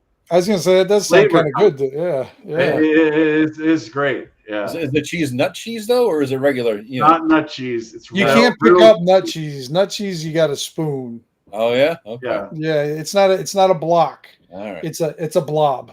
I was so hoping a couple of years ago when he came up to stay here for the ShireCon that you would bring nut cheese. I didn't want to ask, and I want to put Ivy out, but I wanted to know what the fuck nut cheese tasted like. Damn it! Sometimes I wonder if viewers know where the nut cheese jokes are coming from. Probably like, not. What is going on with the nut cheese? They don't know about your secret passion for nut cheese, Tim. Yes. Tim's wife Ivy likes to make nut cheese. So it's a food. She hasn't made it in a long time though. Really? Not really. Yeah, not for a long time. But I'll tell you what, it's pretty fucking good. So all right, no complaints. Right. I'm a guy who and I eat real cheese too. So okay. You're saying that because she's right there listening, or she actually is? No. It's good. I mean, it's very obvious that it's like a vegetarian cheese. I mean, there's no doubt you're not going to confuse it. With anything, but it's still pretty freaking good. Right. Yeah. All right. And then she puts a little jalapeno in there too, so it gets a little kick. Oh man, yeah. Hide the flavor. I got you. Well, if your tongue is burning so much you can't taste it, right. It's a fucking. It more gives you like the sweats. You just and all of a sudden you get that. Then you start getting sweaty, and I'm like, ooh. Now I'm a wuss when it comes to hot stuff. Anyway, so. There's a very strong correlation between cultures that put excessive spice in their food and locations where meat goes rancid very quickly. Without a doubt. There's not a lot of Himalayan spices. There's not a lot of far northern. What are you going to get in England? Mint in your meat, right? Stuff like that. Yeah, they just don't. Even when it's available, like English people have had access to peppers for 500 years now, almost. Like they could have added peppers. They could have done it, but they're like, no, we don't do that. But if your meat's going rancid in a day, you need to put some pepper in it. There you go. Yeah. On that note, I got to get to bed because it's my brother's kids' first day of school tomorrow, and I'm going to get up early and taunt them. on their way out. So it's always good to live vicariously. What's the that? best part about sending someone else's kid off to school is you don't have to be there when they do their homework and shit when they get back. Oh, I just get to make fun of them because they're all going to be miserable because they have to go to school. So I'm going to get there early and make fun of them and and then they're going to go to school. And that's my job as an uncle to do such things. You know what I mean? So it all works out. There you go. All right, guys. So thank you for watching. We're up to $9,741, 403 backers, 17 hours to go, and I think you're going to get the 10 grand, Greg. I really do, man. I hope so. There is the secret part of me that doesn't want to have to deal with sending out all those coupons. So if we got all the way up to 980 or something, that is that automated? Do you just like generate 403 coupons and then you just but you're gonna have it into a spreadsheet? You have to make all those emails and shit. You know, like you should be able to get a list from paste and copy a list out of. You can, but that's still gonna be I mean, that's what I did for mine. I didn't take too long. I'm not managing my email list with a spreadsheet and shit. I'm gonna have to. This is the first time, but right. Just consult with Rob AI, Greg. I mean, that's all. There you go. And then deal with all the wrong emails that were sent out by Rob AI. That's not what I want to do. You received 100 messages today in Restream. 76 of them were from Erudite. I know, he was killing it. Man. Yeah. It's funny. I had my lowest viewership of any live stream video ever that I could possibly remember. And I think it's because you've done 21 of these already, Greg. You know what I mean? I don't think you did. I don't think you did a lot of advertising for this one either, did you? You're competing with several other Wednesday 8 o'clock is a tough spot. Is it? Yeah, there's a bunch of others. Yeah, because Eric was doing his live, his critical. What is it called? I don't know. The one I think he does is Wednesday night. The one he does with Dawn or is it the one he does with Jim and Mike? I think it's Jim and Bad Mike. On Wednesdays. Like I think Diversity and Dragons is tonight at 8. Some other like big streams because when I went on Twitter to make the post that I was like, "Come on in, we're making the city right now." Yeah. There were like 8 or 10 live stream out of all the people that I follow on X. So I mean, like it was a busy night. Yeah. Who does Thursdays? Does anybody do a Thursday night live stream? Do you know? Is that a popular night? Black Lodge 9:30. Black Lodge. I'm sure there's somebody at 8. Yeah. But I only have a few that are like kind of must see every week. Right. I don't watch too many live D&D streams at all, really, honestly. It's weird. Maybe because I do them, I don't want to watch them. It's just, it's I don't know. I'll catch like pieces of if I see somebody on there, I'll go on, check them out for a little while or whatever. But not I can't do the whole thing. But if it does look interesting, I'll go back and like kind of watch it, like maybe 10, 15 minutes of it, come back to it, watch another, kind of pick up on it. Yeah. I had to do that with all your fucking interviews, Joe. Oh, yeah. No, that makes your 16-hour interviews. I had to pace myself. Yeah. I got through them, though. I think I got through all of them. I think so. That is true friendship right there. It is impressive. I know. I have not watched all of them, Joe. I will come. No worries. No worries, man. I mean, I haven't gone back and watched them, except yours, Greg, because I pieced it out with 10 different sections. I have yet to piece out the other 4 or 5 that I did into multiple sections and drop them, but that's just content waiting to happen. But Matt Finch is, once he gets his move all done, we've lined that up already. That's right. Yeah, you're waiting on Matt to get moved. Yeah. So yeah. So everybody go back. Talking too much. Go back, Craig's Kickstarter. The link is in the description. 9741, 403 backers. Get him to 10,000 in 16 hours, and it'd be awesome. But because I got to go piss. Make him send out all those coupons. Yeah, make him send the coupons. Yes. Make him miserable. Make Greg miserable. Get him to 10,000. That's right. Oh God. Well, thanks very much for watching, guys. Appreciate it. Thanks, Tim and Greg, for coming on here. Thanks for having me. I'm gonna be posting I'm going to be posting this beautiful map of Joe's Pleasure Palace. Please do. There you go. And putting it up as an ad for 10 in the morning is a good time to share stuff in the role-playing game community. Is it? So I'm going to post this tomorrow at like 10 a.m. and be like, if you missed my live stream with Joe last night, check this out. Here's a sample of what happened. We drew out Joe's Pleasure Palace in Shadow City and detailed the nefarious Tong that lives there. It'll be good. Absolutely. Yeah. All right. Good deal, guys. Well, thanks very much, and we will talk to you all next time. All right. Good night, everybody. Watch my video tomorrow at 3:00. You'll love it. Yes.